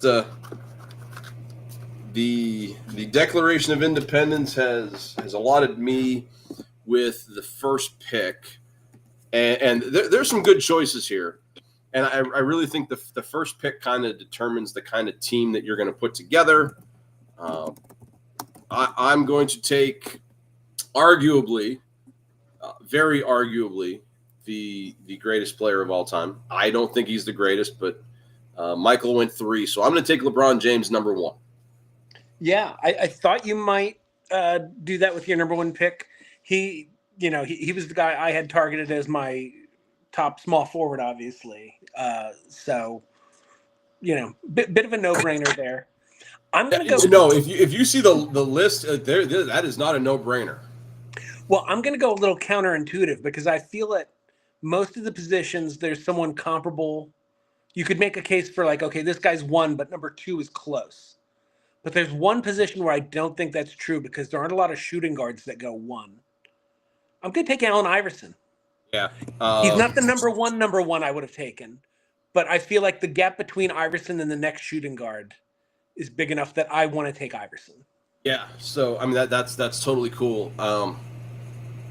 And Iverson feels like he was a point guard in college that kind of transitioned into that shooting role. He was just kind of like a do everything guard at Georgetown, and then I think people thought he was going to become more of a traditional point guard in the NBA, and he just kind of didn't fit into any. The same way that now, like the classic idea of like positional roles don't apply. Iverson was one of the first guys who kind of didn't really fit the classic archetype of a position. Yeah, great, solid pick. I totally get the reason why. And I'm going to take the guy who I thought you were going to take based on position scarcity, because I actually think forward is a little bit more scarce. I'm going to go with Tim Duncan. Okay. So Tim Duncan at my 4. There's another guy out there who's not comparable to Duncan, but he's going to be a solid pick. But Duncan's going to be my power forward, I think. Yeah, Duncan was my number 1 at power forward. So, great pick. I was going to take him eventually, but he was not my next pick because I'm going to go at another position where I feel like the gap isn't quite as large, but I feel like the gap between Magic Johnson and then the rest of the point guards. I'm taking Magic at point guard. Okay, that's totally fair. I can go with that. I actually considered a backcourt of Magic and LeBron, and I think LeBron might end up in the backcourt. We'll see.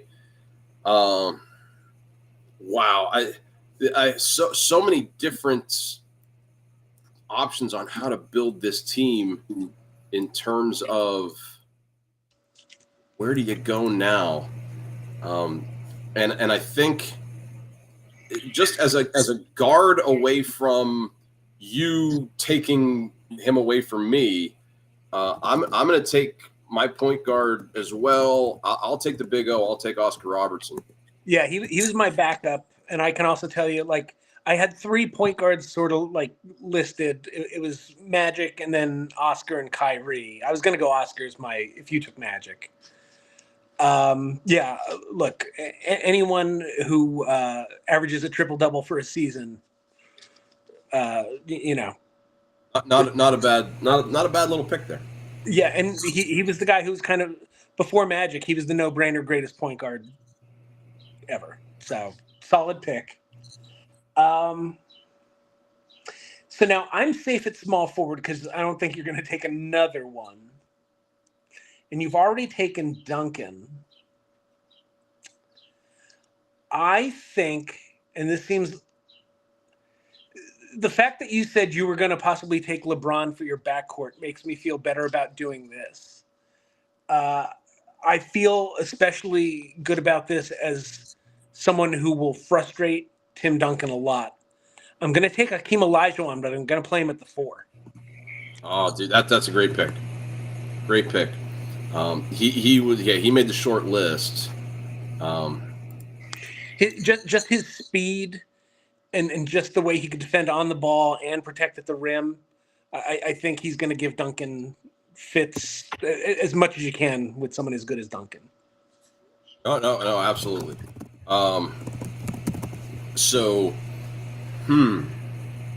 Yeah, I'm going to take. I'll take my center and where he plays. I mean, it's a coin flip now. I don't know. We'll take Lou Alcindor in the 4th round. Yeah, I had him as my number 1 at center as well. We'll put him down on the blocks and we'll take our chances with it. So I'm going to counter that by taking Shaq as my center. And what's kind of interesting is I think the player that gave Shaquille O'Neal the most trouble was Olajuwon. So yeah. The thing about Olajuwon was he was so versatile in that he's top 10 in blocks and steals, and he looked so lean, but there was a lot of muscle to him. He was sneaky strong. That Shaq couldn't push him around quite as easily as he could some of the other centers of that era. And to round it out, I mean, I'm gonna go. I need a guy to play in the front court. I think LeBron's gonna be my 2. Oscar's my number 1. I mean, shoot, Duncan might end up being my 3 if I go with this. I don't know how smart it is, but 3-time Player of the Year, and if he's healthy, I mean, average 20 and 10. I'm gonna take Ralph Sampson. Okay, a bit of a twin tower situation. Yeah, so between Sampson and Alcindor, I mean that kind of counters Olajuwon and O'Neal a little bit. Yeah, I mean you're talking about 2 guys who were 7'3", 7'4". I still need a small forward. And the same way you went back for Oscar, I'm going back and I'm taking Elgin Baylor. Magic can play anywhere. You take Elgin Baylor? That's So then that gives me Shaq, Hakeem, Elgin, AI, and Magic. And I can tell you, I also, just when we were talking centers, I had, Ewing and Robinson on my list. For power forwards, I had Anthony Davis and Elvin Hayes. I had James Worthy and Anthony Davis. I had James Worthy listed as a 3. Right. I just had guards, forwards, centers.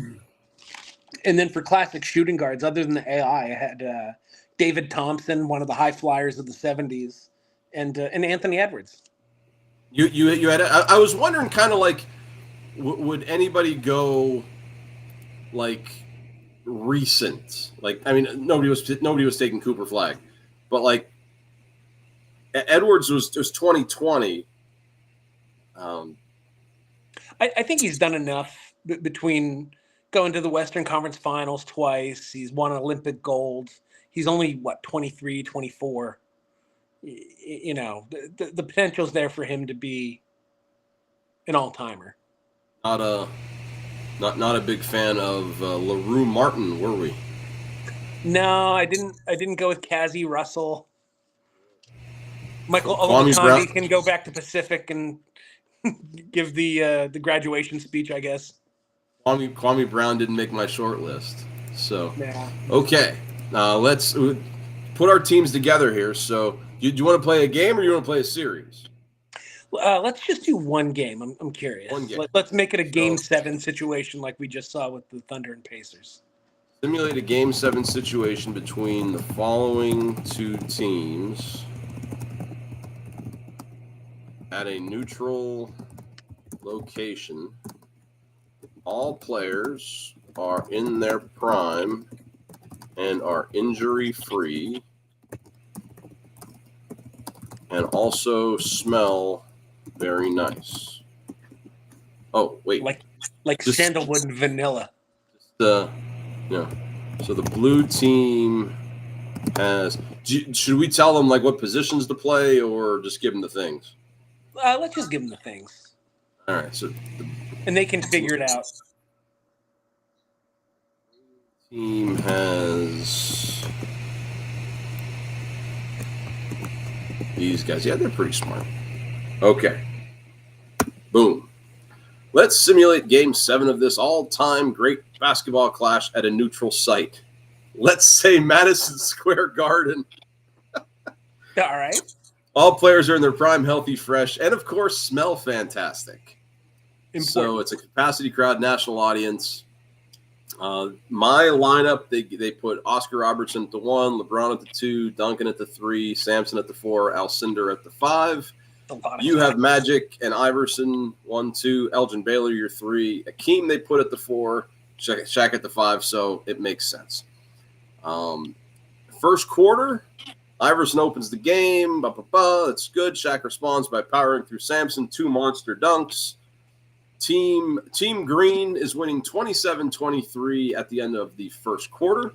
Come on, Team Green. Second quarter, LeBron shifts into scoring mode. Olajuwon starts cooking. Green team has a 5-point lead at halftime, 54-49. I don't know how the blue team is going to adjust. Oscar takes over early in the third quarter, 8 straight points. Duncan drills a 15-footer. Shaq breaks the game open, though, with 10 points in 4 minutes, including a vicious putback dunk and an alley-oop from Magic. End of the third, Green team 84-76. Fourth quarter, blue team tightens up. LeBron digs deep, hits a 3, blocks Iverson on a drive, and Oscar finds Kareem for a skyhook that ties the game 92-92 with 2:45 left. Then chaos. Magic posts up Oscar, spins baseline, scores. LeBron answers with a driving kick to Duncan, mid-range jumper, good. Shaq draws a foul.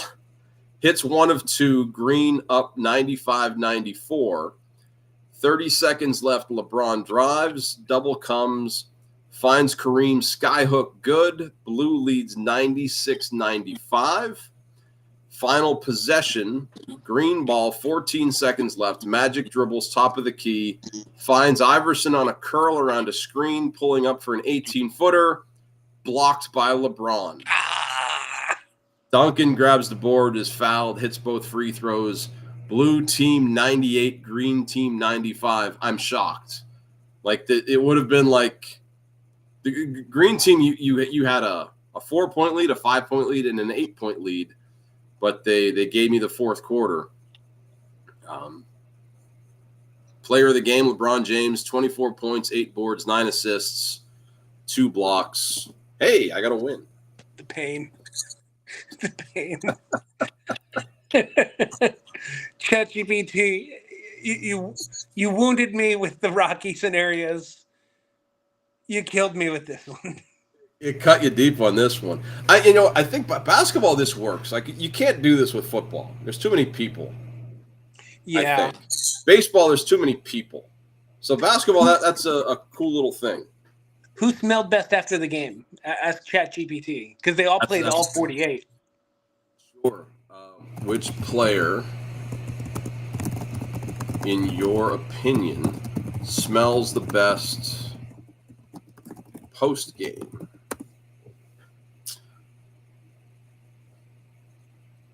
No contest. LeBron James is walking into that locker room smelling fresh. And he couldn't have played that hard. Get out of here. All that clutch performance. He's got the perfect balance of confidence sweat, the good kind, and a post-game shower vibe that says, I just won game 7. No. Suspect. I don't know what any of these guys would smell like after the game, but yeah, they played the full 48. I bet Samson smelled great because he didn't get mentioned once. That guy didn't do anything. So, if you look at Ralph Sampson's old pictures, like he looks like someone who would be like in a Stetson ad. Yeah. Like I'd buy a Michelob from mustache. That guy. Huh? Yeah. I'd buy a Michelob from that guy. Yeah, sure. Some cheap Boscov's level cologne too. Why not?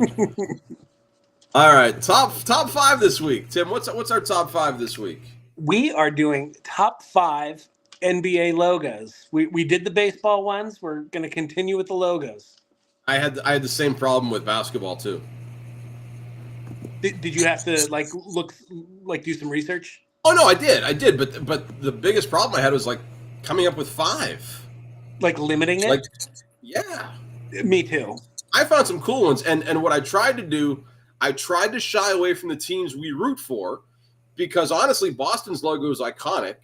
If you look at the logo from 1950, though, like that weird leprechaun, like he looks mad, like he looks goofy. But the guy with the shillelagh, like that's iconic. And whether you like the team or not, like you have to give them their props. The Chicago Bulls haven't changed their logo ever. It's the same since 1966, and it's just a really cool-looking angry bull. And I like the Knicks lettering, the block thing that they go in, the triangle makes it look like they're a superhero logo. Yeah. I dig that. And I actually had to look up what the Portland Trailblazer logo was. That was a design meant to be like a pinwheel, but it's a pinwheel that has 5 points because there's 5 players on the team doing like a dance with the other team. Oh, okay. So I took all of those out of the equation. I still came up with 10. Okay. And I went alphabetical. I don't have because that's how I looked them up. I didn't rank them. Well, I can tell you, I went with the Bulls 5 because I like the stability of just like that classic angry looking bull, and it has not changed since the days of Jerry Sloan. And at this point, there's no reason to change it. Just keep the same one. That's kind of cool. I dig that. And then for fans our age, obviously it brings up the Jordan Pippen Grant, Jordan Pippen Rodman era bowl. So the number one for me, alphabetically, is again, it's a reaction to growing up in the 90s. It's the first logo of the Charlotte Hornets from 1988 to 2002. That weird little bug looking thing just holding a basketball. Yeah, dribbling. Yeah. Because anyone who had a starter jacket. Chances are you had that teal. I can tell you that was the next one on my list. It specifically says 90s Hornets. There you go. And it's because of memories of people wearing the starter's jacket, like all through junior high and high school. For me, it's the combination of Larry Johnson and Alonzo Mourning too. The cool jerseys cool. with the the light purple pinstripes. The light blue pinstripe. When they went purple, they kind of But yes, like the Muggsy Bogues, LJ, Alonzo, Kendall Gill. So then went Charlotte. Yeah, I went Charlotte 4. So do you want to give your 4 since I've I'll give you another one. Alphabetically now, we're into the D's. The Dallas Mavericks in 2001. It's a massive improvement. When they used to have the green basketball and the blue M, they upgraded that to this Mustang-looking thing, and they went blue and gray with their colors. That was a big jump for me. The old M, like the Rolando Blackman Dallas Mavericks, that was terrible. I like that when it's wearing the Stetson hat on the letter. Oh, it's terrible. Oh. Couldn't be more wrong. All right, so here's one, and it probably speaks to my geographic roots, but like the '80s New Jersey Nets, where it's like half is blue, half is red. You have the silhouette of the state of New Jersey, like the old like Buck Williams like '80s era New Jersey Nets. Not the word Nets with like the half of basketball underneath it. So there was one in the '80s where it's like it looks like a basketball with blue and red. And then there's like a white silhouette of the state of New Jersey. That's what I was thinking of. And then over it says New Jersey in the left corner, and then no, I got it. I'm looking at it right now. Yeah. Okay. So that definitely fits the era. That is definitely 1978. Yeah. What I had in my mind was the one from 1990, the Drazen Petrovic one. Oh yeah, no, and that's like the first NBA game I ever went to. Okay. Was the New Jersey Nets wearing those jerseys, that logo at center court. Yeah, that's my number 3. New Jersey didn't make my list, so there's that. The number 3 team for me alphabetically was Denver, the Denver Nuggets, from 81 to 93 when they had the rainbow pixel skyline over the mountain range. That's my number 1. Is it? Hey, look at that. So, if I had to rank, I don't know where it would rank if I actually had to rank them. But yeah, it's a cool looking. I like the pixels on it. It is, and I'll give you another one that's a similar one, but this will be my 5. The old Sonics one, where it's the skyline with the Space Needle in the green and yellow. So yeah. I'm with you. That is like the old one, not from the year they went to the NBA Finals when they had it was like the 3D text. Right. No, I'm thinking like I'm looking at it right now. I'm 88, like it was from 1975 to 1995. That's when they had that logo. Like what Dale Ellis would have worn in the 3-point contest. Yeah, I can go with that. You know what? If you actually look. Go back and look at their first one from 67 to 70. That's kind of cool too. It didn't make my list because I don't think I went back to Seattle, but that was cool. Did we get everybody on your list? Yeah. You still have more because I had more. I do still have more.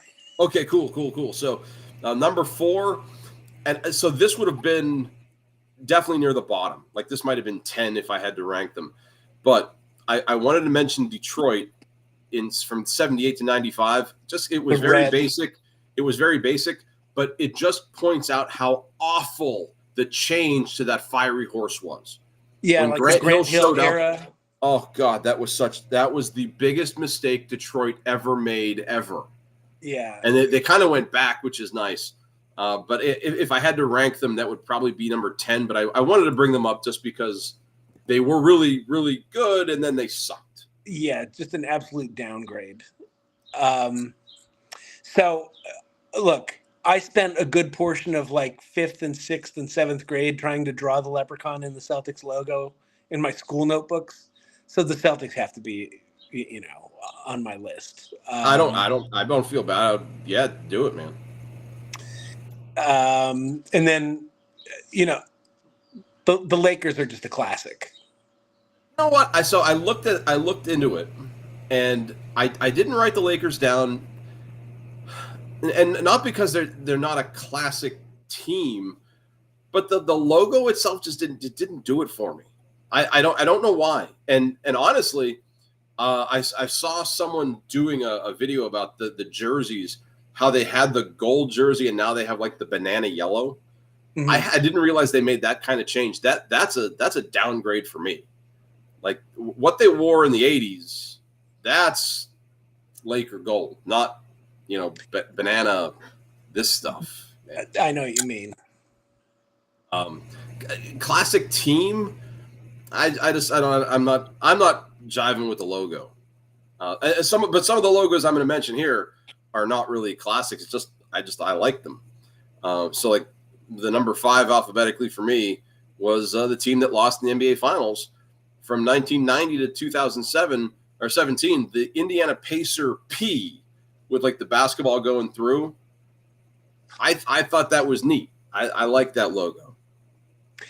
That is a good one, and it's certainly an upgrade. If you remember what they were wearing when Reggie Miller got there in '87, Mm-hmm. and it was like navy this blue website and has all of them. So. Yeah, they were like, it looked like they were an adult basketball league where they asked one guy on the team, like, can you just please, like, all we ask is that you take care of the jerseys. He's like, I've got it. And, like, he comes in with that, and they're like, damn it, Bob, like, you couldn't do better. We gave you 2 weeks.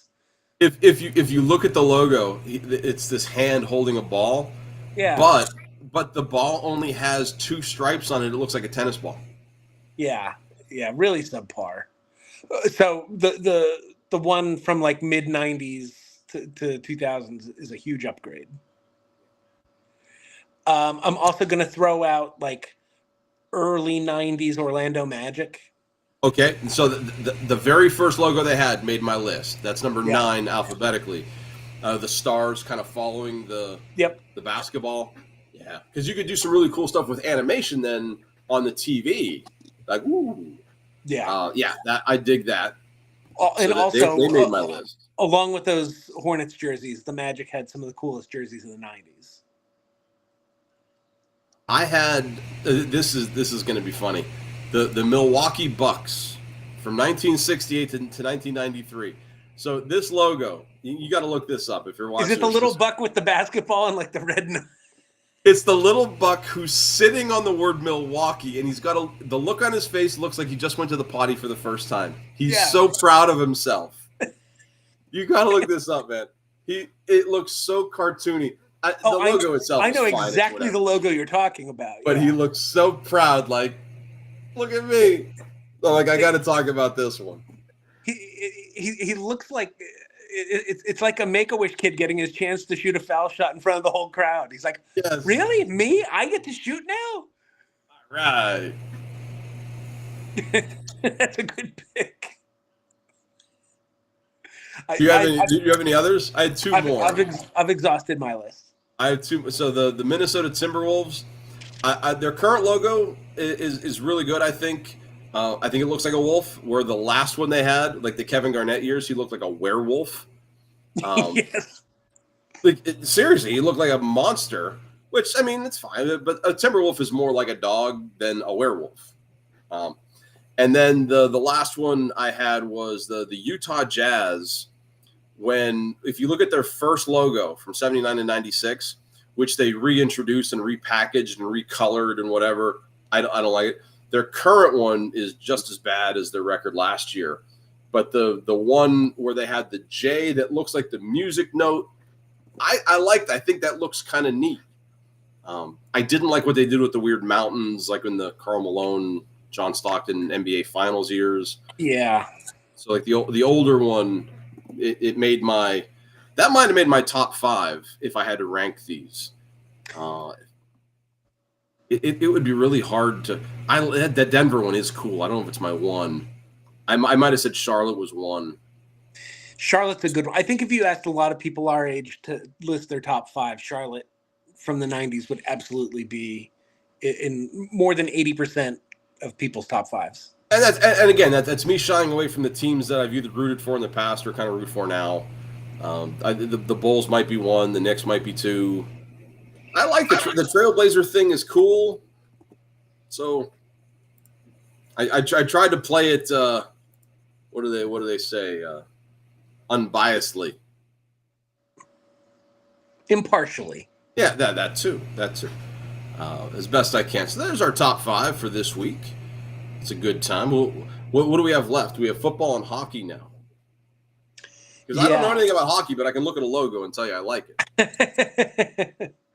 I can tell you right now, my hockey logos will very, very closely adhere to like the original 6. Okay. Well, we'll see when we get there. It is Mr. Smarty Pants time, and you said you have a list. I do. List for me. So I actually don't have a question for you. I have a series of questions, which is kind of like a list. So you get a little bit of both. But let's. I'm Mr. Smarty Pants off the string because I am not Mr. Smarty Pants whatsoever. What do you got for me? Okay. So obviously June is ending here. We're making our way into July, which means that we are coming upon the 26th anniversary of David Cohn's Perfect Game, which we were both at. Great time. July 18th, 1999. July 18th, 1999. That was the 16th perfect game when it was thrown. There have now been 24. Oh my God. Can you name every perfect game since from 99 Cones to present? I know you know a few of them. Not even close. I mean, Domingo Germán is one. He's the most recent in 23. Yeah. Holy cow. I know Roy Halladay threw a no-hitter in the playoffs, but it wasn't a perfect game. And it was a playoff game. That was like a big deal. Yeah, it was against the Reds in 2010. Randy Johnson threw a perfect game, I think. He did. I think it was against the Braves. Arizona. Yep, that would have been May 18th of 04.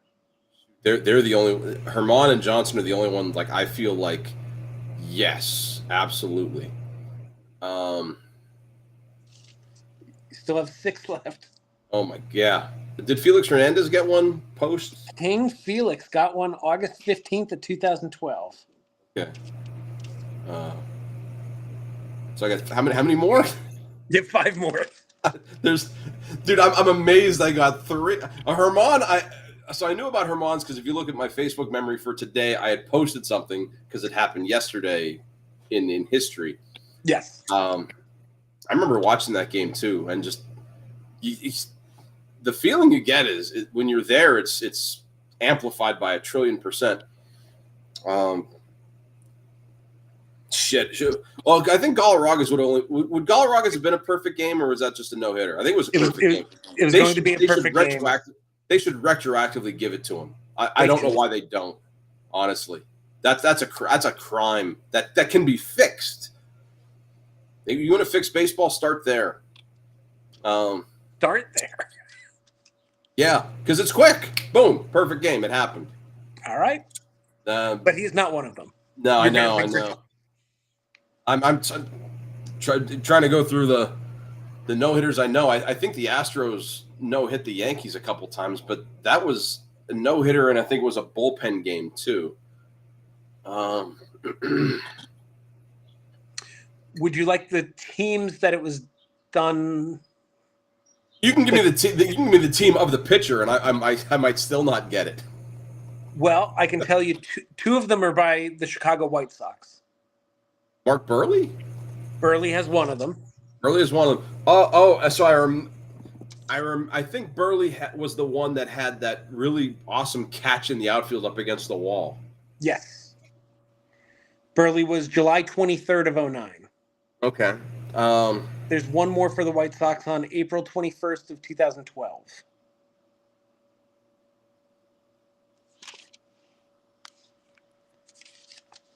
Oh my. I'm blanking on White Sox pitchers. Shoot. This is a very obscure person. All right, I got to help me out. Philip Humber. Yeah, I wasn't getting Philip Humber. Come on. Someone for the Giants did it in June 13th of 2012. The last National Leaguer to do it. Was it Bumgarner? It was not Mad Bum. Zito? There's Zito. Who else was pitching for San Francisco back then?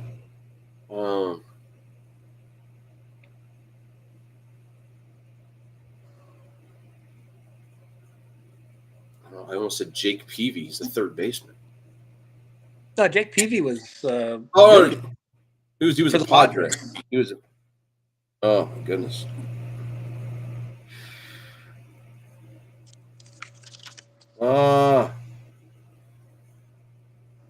You got me. Who is it? It's Matt Cain. Oh, Matt Cain. Oh, you know what? Son of a bitch. I know. I have a friend of mine, Richard from Harrisburg. We play board games. He said something about Matt Cain. I had talked about, like, on the anniversary date of Cohn's perfect game. I'll say, hey, where were you? And he said something about being at Matt Cain's perfect game. That's okay. Yeah. The last two, one, and the other is for the Phillies.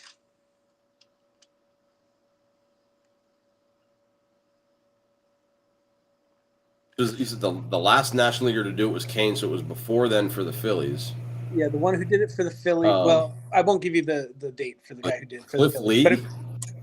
That's a great guess, but it was not Cliff Lee. Who was? Can't think of the Phillies had like 4 really, really good pitchers that year, and like I can only think of Lee and Halladay, and it wasn't Halladay. Who is that guy? Are you thinking of Cole Hamels? Yeah, it was not Cole Hamels. Not Hamels. Okay, he was like the loopy lefty. Was it the other one? Was he part of the Big Four that I'm thinking of? He was part of the Big Four. Okay. No. I got nothing. We could sit here for an hour. It was Roy Halladay. Oh, sure. He did it May 29th, 2010. It just wasn't in the playoffs. Right. Yeah. So he did it in the regular season, and then he was a walk away from doing it to the Reds in the playoffs in the divisional series. Terrible. And then the last one was May 9th of 2010. Oh. For the formerly Oakland, now Sacramento A's. The only Oakland pitcher I can think of right now is Jose Rio. And it's not Jose Rio. It's not.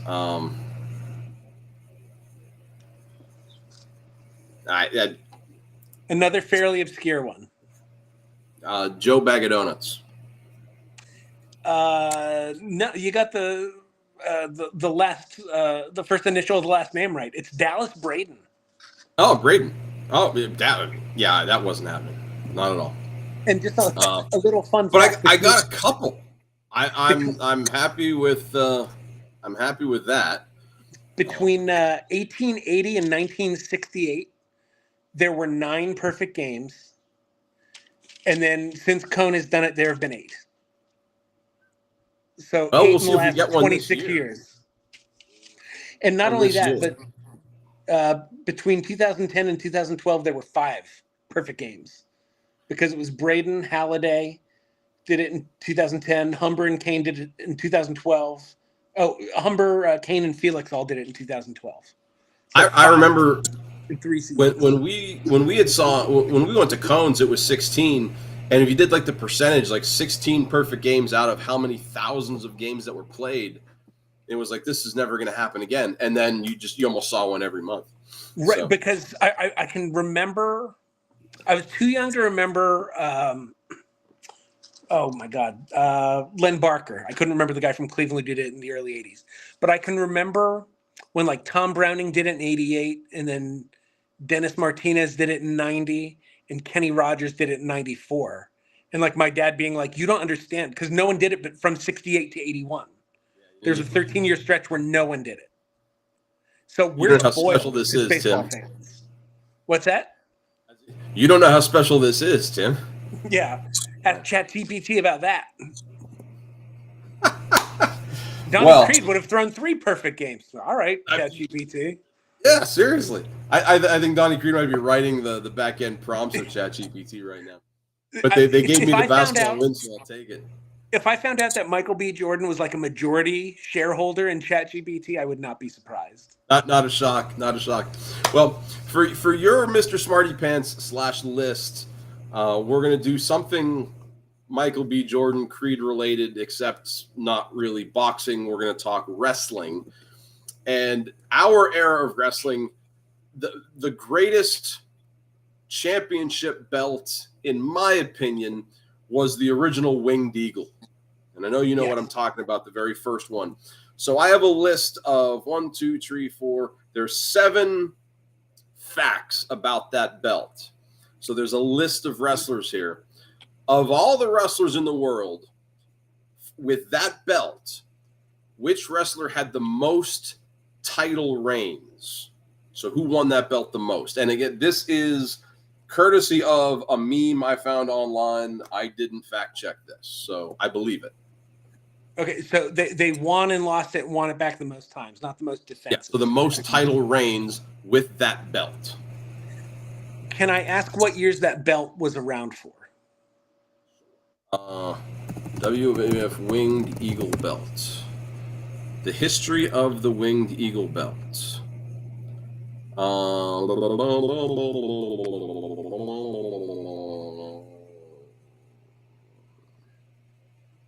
don't know when it left, but I can tell if there's a 10. I can tell you it's a 10-year span because one of the questions I can just tell you it's a 10-year span in a stretch where we watched it heavily. Won and lost it the most times. It's not something screwy like DiBiase where he kept like trying to like finagle his way. Okay. I'll tell you what. We'll switch this up. That'll be the second question that's coming up. Who was the first holder of that belt? Hogan? Hulk Hogan. That's number one. Now I will tell you that the winged belt it was from 1988 to 1998. Okay. So I didn't want to tell you like, oh, it started in 88 because that tells you who the first holder was. So Hulk Hogan, you got. So now we'll go back. Who had the most title reigns? How about Bret Hart? Bret Hart. That is a number that is correct. You are 2 for 2. Oh, baby. So Hulk Hogan was the first holder of the belt. Who was the final holder of the belt?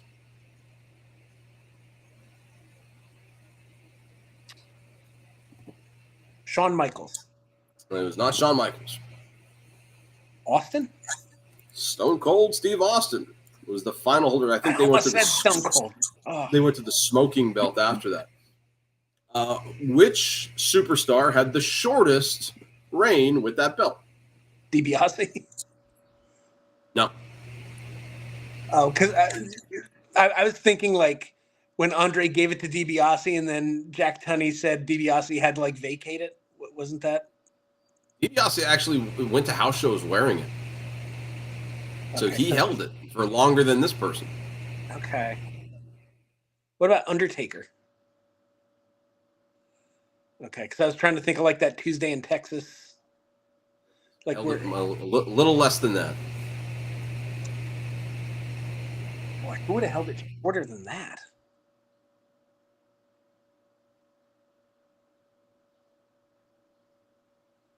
You were so close to. When I said DiBiase, is it Andre?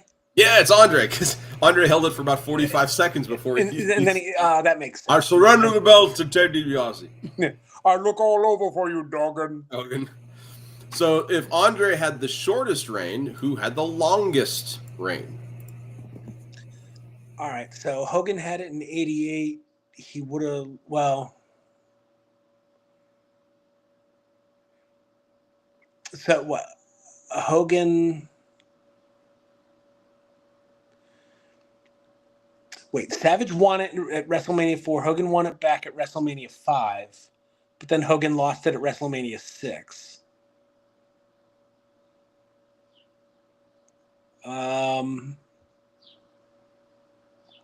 Boy, who would have had it the Warrior?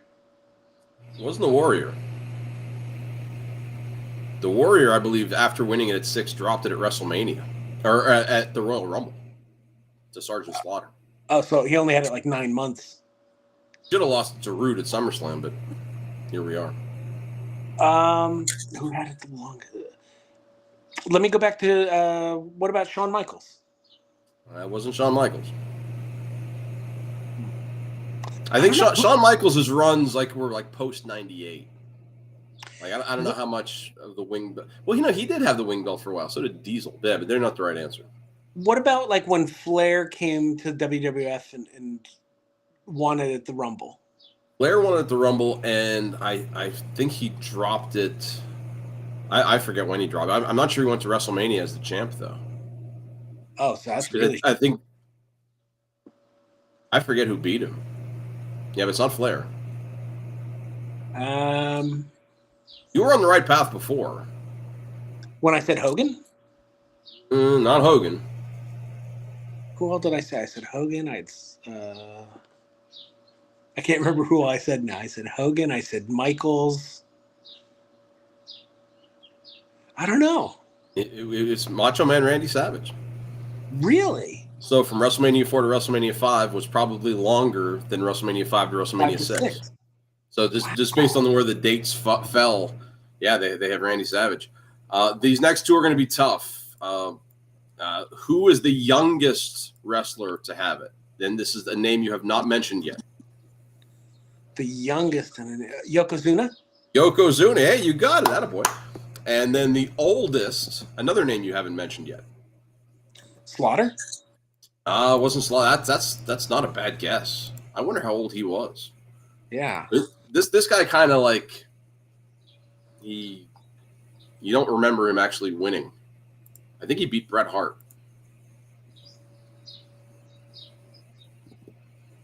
I don't know.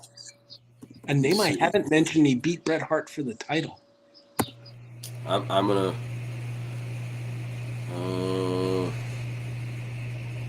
Second longest in championship history, but not with the Winged Eagle belt. Who is it? Bob Backlund. I almost said Bob Backlund. God, but you didn't. I didn't. Oh. World Heavyweight Champion in 1994. I don't want to go back that far. Holy cow! I'm surprised he was older than Slaughter. Again, it's the. I didn't fact check it. It just went off the meme, and he was an old guy. He was an old guy, so there's you did better than I did, but I'm happy with that performance. Take that too. All right, so we're going to do a build our squad type thing, and I saw this online, and like, all right, I'll put Tim through this. So this is one of those fee of $15. Okay. $15 to spend, and there's 4 things now. You are going to build your perfect bar. Okay. Perfect bar, and I don't know where it is. It's just wherever you want it to be. So the type of bar, you can either have a college bar, a dive bar, a hotel bar, a sports bar, or a high-class VIP lounge. Dive bar, easy. You're going dive bar for 2. So you have, I should probably write this down. I have $13 left. You're going to write it down. $13 left. All right. So in your dive bar, the type of drinks you're going to select, you either have no alcohol, which would make the dive bar pretty lousy, only box wine, custom margaritas, 100 different types of beer, or excuse me, the best cocktails in America. So this is where I'm spending the money. $5 for the best cocktails. Ooh, you're going 5 there. I might have gone 4, but okay. I can't do beer. I got you. Well, you're trying to sell it. Actually, so this came from, John Taffer is? He does the bar. He does the bar rescue show. He was on a podcast where they kind of do this kind of stuff, and he was talking about the margins of mixed drinks are so much better than beer. So I mean, your dive bar is going to make money, so that's good. How are we going to make money with food though? Number one, no $1 no food, $2 a dirty water hot dog cart, $3 you get free popcorn and peanuts, $4 personal pizzas, $5 Gordon Ramsay is your chef. I will go with $4 personal pizzas with complimentary water from the cart. The little chaser. That's sloshy just for the dive bar. All right, so you have $3 left. I think I know where you're going to go with the $3, and that's probably a good thing. The special thing about your bar, for $1, you can have smoking in there. $2, the bartender's always drunk, so he overpours. $3 is karaoke every week. $4, there's live music from whoever you want. $5, you have a pool table and a mechanical bowl. Give me that sweet, sweet karaoke. Yeah, that's where when I put this together, I thought, you know what, he's definitely going karaoke if he can. So karaoke to dive bar with good cocktails and pizza. You know what, that might be the perfect bar. That's I not think I how did pretty Taffer well with put that. his together. That's not but Taffer was really big on. I'm not going to call it a dive bar. I'm going to call it a neighborhood bar. So he was like totally changing the way the thing was written. I don't want to see my neighbors. I don't want to see any of these people in the daylight. That's that guy with the motorcycle treating you. Oh, That guy. Forget about it. that guy. I think you put that was as good a list I think as you could make. Almost like getting like Magic Johnson for $1. One of those ones that we did. Like we got Shaq for $1. Yeah, Shaq for $1. Made this list. That's what karaoke for $3 is Shaq for $1 in that list. If you got a high class VIP lounge with a hot dog cart, I started thinking about some of the combinations you could put together. That's fine. And the thing with these is you don't know what's coming up next. You don't know what the fourth or the third thing is when you're picking the type of bar you have. So I think it's a natural thing to kind of like budget yourself. I think if you have like a place that has the aesthetic of a dive bar but can give you like high-end cocktails, that's better than having a high-end place that's trying to sell you bad food. You know what I mean? Like, oh, like we have like marble countertops and here's some dirty hot dog water. Here's nachos that are flimsy and oily. Where the cheese sweats. So there was a place out in Pittsburgh when Jen was there. She was at grad school for a little while, and her sister was there. And even when we would visit, there was a place in Oakland called Fuel and Fuddle. Now, it's no longer there, and it's a sad story for her. But they had this stuff called Kick Gas Nachos. Okay. So if you say it fast, it's like, oh, I'd like some Kick Gas Nachos. Yeah, they were pretty good. I liked them. Jen loved them. They were like her favorite thing in the world. Which is funny because she's so particular about food. But this stuff, I guess, she gets to the point where like she could eat the same thing every day over and over and over and over. But then she's like, I hate it. Like ask her about chicken nuggets. She would eat chicken nuggets every day for 3 months. She hasn't had a chicken nugget since. Huh. That's just the only thing that kind of knocks the salads at Mario's. She still eats every Friday because I go there for my meatballs. So she comes with me, but that's what she likes there. Now the nachos were good, but it was a college bar. It was right in Oakland, heart of University of Pittsburgh, and their big thing was they weren't like a microbrew but they were like a microbrew. They had their own draft stuff. Right. I guess they did cocktails there, but I don't know. I was always driving in, so it was like root beer and water for me. Let the Pitt students drink the 6.4% beer. That's heavy stuff. You don't do beer, so no, that makes sense. That was a good time. Good show, man. Yeah, I'm pretty happy with how Mr. Smarty Pants went, and particularly getting Yokozuna right. I wish I said Bob Backlund. I'll be thinking about that one till next week. I had that. I have a couple pictures. Like whenever I see them online, I'm like, well, let me save this. Like, okay, this is Mr. Smarty Pants. Maybe next week or the week after. Here was the tweet from Adam Schefter. Cleveland Browns rookie Shadir Sanders ticketed going 101 in a 60. And then this guy says, that's nothing. A couple months ago, he went 144. He was supposed to go 25. That's great. That's great stuff. I have one more trivia question for us to go out on. Ooh, well, you know what? Well, tell me the trivia question, but I want to make one mention. I want to talk about this. Okay. I just saw the picture. So, no Duke basketball player has ever won the NBA MVP.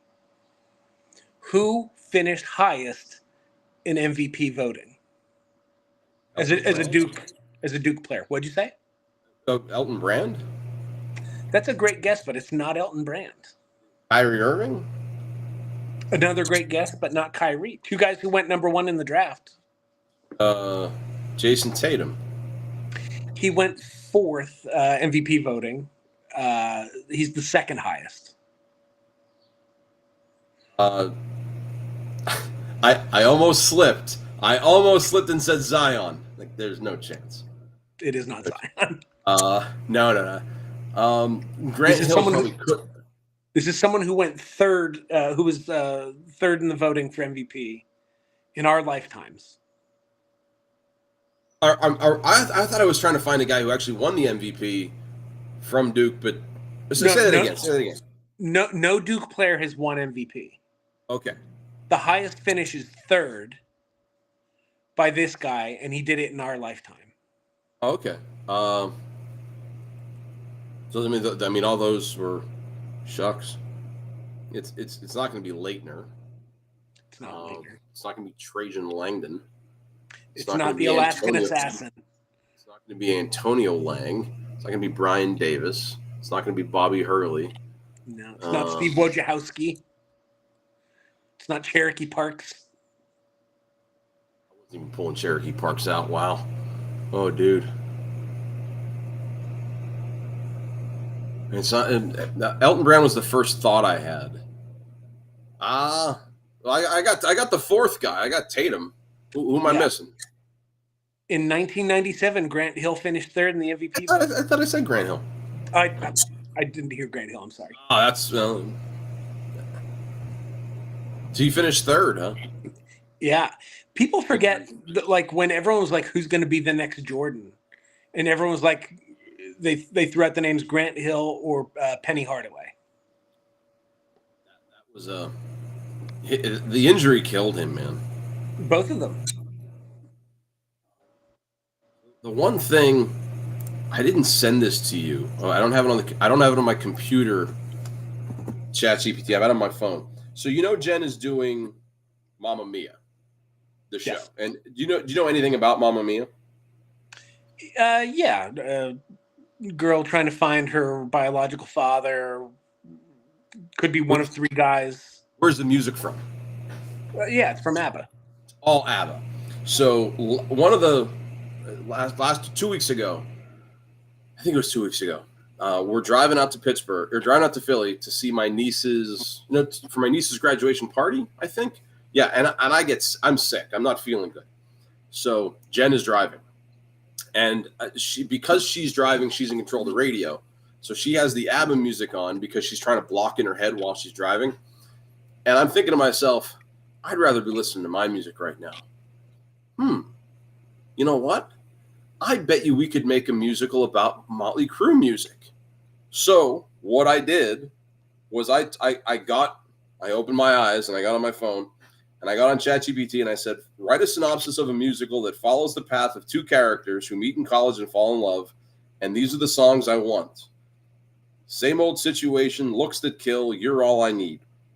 After college, there has to be some kind of conflict, and it's the guy's fault. He doesn't know it yet, but he's the idiot. So the main character, the fight goes into a duet of "Don't Go Away, Mad, Just Go Away." And during the breakup, the male has a health issue that the girl isn't around, and she comes to visit him in the hospital. They reconcile, and this is the song "Kickstart My Heart."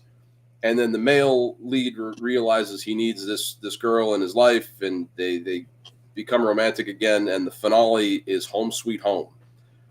ChatGPT wrote an awesome, Act 1, Act 2, Act 3 of this, to the point where I asked it for a scene by scene thing. This is it's legendary. It's super cool. I think I told you about it because you said you were going to do something about Van Halen. Yeah, and my idea with Van Halen was the only idea I really went into it with was after intermission, the guy playing the lead character, an all new actor, plays the lead character. I like that. That's a neat twist. You don't see that on Broadway. But it came up with something where it was like a coming of age story of a young guitarist named Eddie Blaze and his rise to stardom. And then I forget the rest of the story, but it was a pretty decent jukebox musical that covered all even the Gary Cherone years of Van Halen. I kind of want to see my show now. I kind of want to see my show. I want to see it with Broadway. A long time ago, I never would have went for this. I used to hate covers of songs, but like now, like I kind of want to listen to like some of like what would the sad song have been? The Kickstart My Heart, like the Kickstart My Heart, but like in a minor key. Dude, scene 7. They called him the male character is Mike.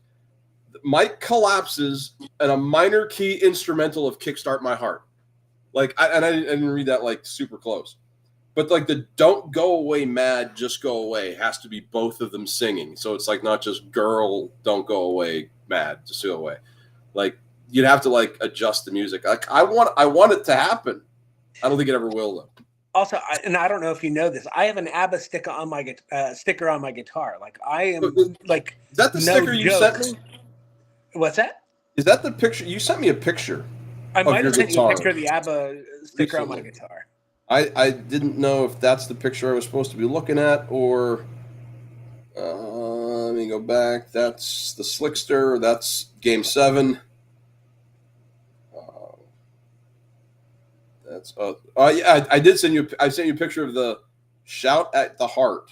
I think that's what ChatGPT called my musical. I might have sent you a screenshot of the Van Halen jukebox musical. That I didn't see that. That's going through my pictures, looking like, oh, there's that picture I sent. Like, yeah, the Van Halen musical I remember you telling me about, but sugar. Yeah, I got nothing. I could be going back for months now. I do see a lot of. What is that? Remember this guy? The little. Yeah. Is that a Bears logo? The Cuban Stars West. Oh, that's right. Oh no! It's a Chicago Cub. I said it looked like the Wisconsin mascot had an illegitimate love child with a Michigan Wolverine. How do you know it was illegitimate? They could have had that child with benefit of marriage. Good guess. It's a good guess. But here we go. All right, man. Well, a good show this week, I think. And it's for a lull in the sports calendar. Yeah, we were texting this week about how this is like a notorious dead zone for sports, where it's really just baseball, and then at the All-Star break, there's WNBA. We're going to get really heavy into the Kickstart My Heart love story between my two characters listening to Motley Crue music. Hope our 7 viewers are looking forward to some old school pro wrestling talk. SummerSlam is, you know what, they just had their event in Saudi Arabia, and I haven't been following along. I watched some of the, what do you call them, the promos on TikTok. So do you know what the pipe bomb is? If I say that, do you understand that? In the context in the context of wrestling. No. So CM Punk did what's called the pipe bomb promo, and he just ripped John Cena to shreds. And John Cena was laying on a chair or laying like in the ring, and CM Punk was at the other end of the ramp, sitting crisscross applesauce, just talking. And it was widely known that his contract was up and he was going to be leaving, and he was the champ, and he was like, I'm leaving with this belt and there's nothing you can do about it. But he went on for like 20 minutes just getting stuff off his chest, and you didn't quite know what was real and what was scripted. Well, now we're on the John Cena finale tour. Like, he's got 6 months. Everybody knows he's retiring in December. He's old. He's done a lot of work. He doesn't need it anymore, but this is like his farewell tour. And he was matched up with CM Punk at, I think it's called One Night in Saudi Arabia, where a couple of weeks ago, he basically regurgitated or plagiarized CM Punk's pipe bomb, but back at him. Like, he put him through. Punk is laying there in a table, and Cena was sitting on one of the turnbuckles, almost word for word saying it. Yeah. So last week, CM Punk comes out wearing a baseball jersey and like the old John Cena rapper gimmick, and he did like a John Cena rap. He's like, you want to rip me off? I'm going to rip you off. So I think they just had their match yesterday. I didn't see it, nor did I see any match spoilers, so I can't tell you who won. But if Cena's I think Cena's probably still the champ. So I would imagine John Cena won the match. I wish like this is how adults should solve conflict in real life. Like promos and rap battles. Like stealing other people's gimmick. Like, oh, like you think you're a big man wearing a Michigan hoodie in the middle of the summer? I don't have a baseball hat handy.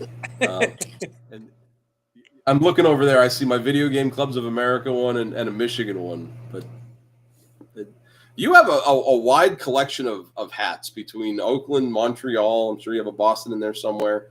I have. Do you have any others? I have 2 Boston. I have an old school, when we were talking about baseball logos, like the Harold Baines era White Sox. I probably have a White Sox one out in the garage. I have an old Mariners one. I just ordered a Royals one. A Royals one, really? Yeah. Just going through the league. And the older, like the more like 70s or 80s, the better. How do you not have a Pittsburgh Pirate painter hat then? I might have to. Speaking of which, Dave Parker passed away. Yeah, R.I.P. Cobra, up there bopping with the boys. That's terrible. No, it's a reference to the shirt from the We Are Family Pirates. If you hear that noise, it's just me and the boys bopping. I got you. Yeah, that's good. Little tribute to old school Dave Parker. You don't have one of those painter hats yet. I don't. I might have to get one though. And if I ever meet, I don't know, Andy Van Slyke, I'll see if he can autograph it for me. Dream. Bob Walk, John Candelaria, one of those guys. Yeah, there you go. Well, I think it's about that time where my bladder is telling me the podcast is over. That's I'm surprisingly good right now. I think it's the late start that we had. So, but we will this. I always struggle with this part. So it's like, see you later. Have a good one. If you have a better way of ending the podcast, please let me know. I'm just going to hit the end screen button. It's so hard to say goodbye to yesterday.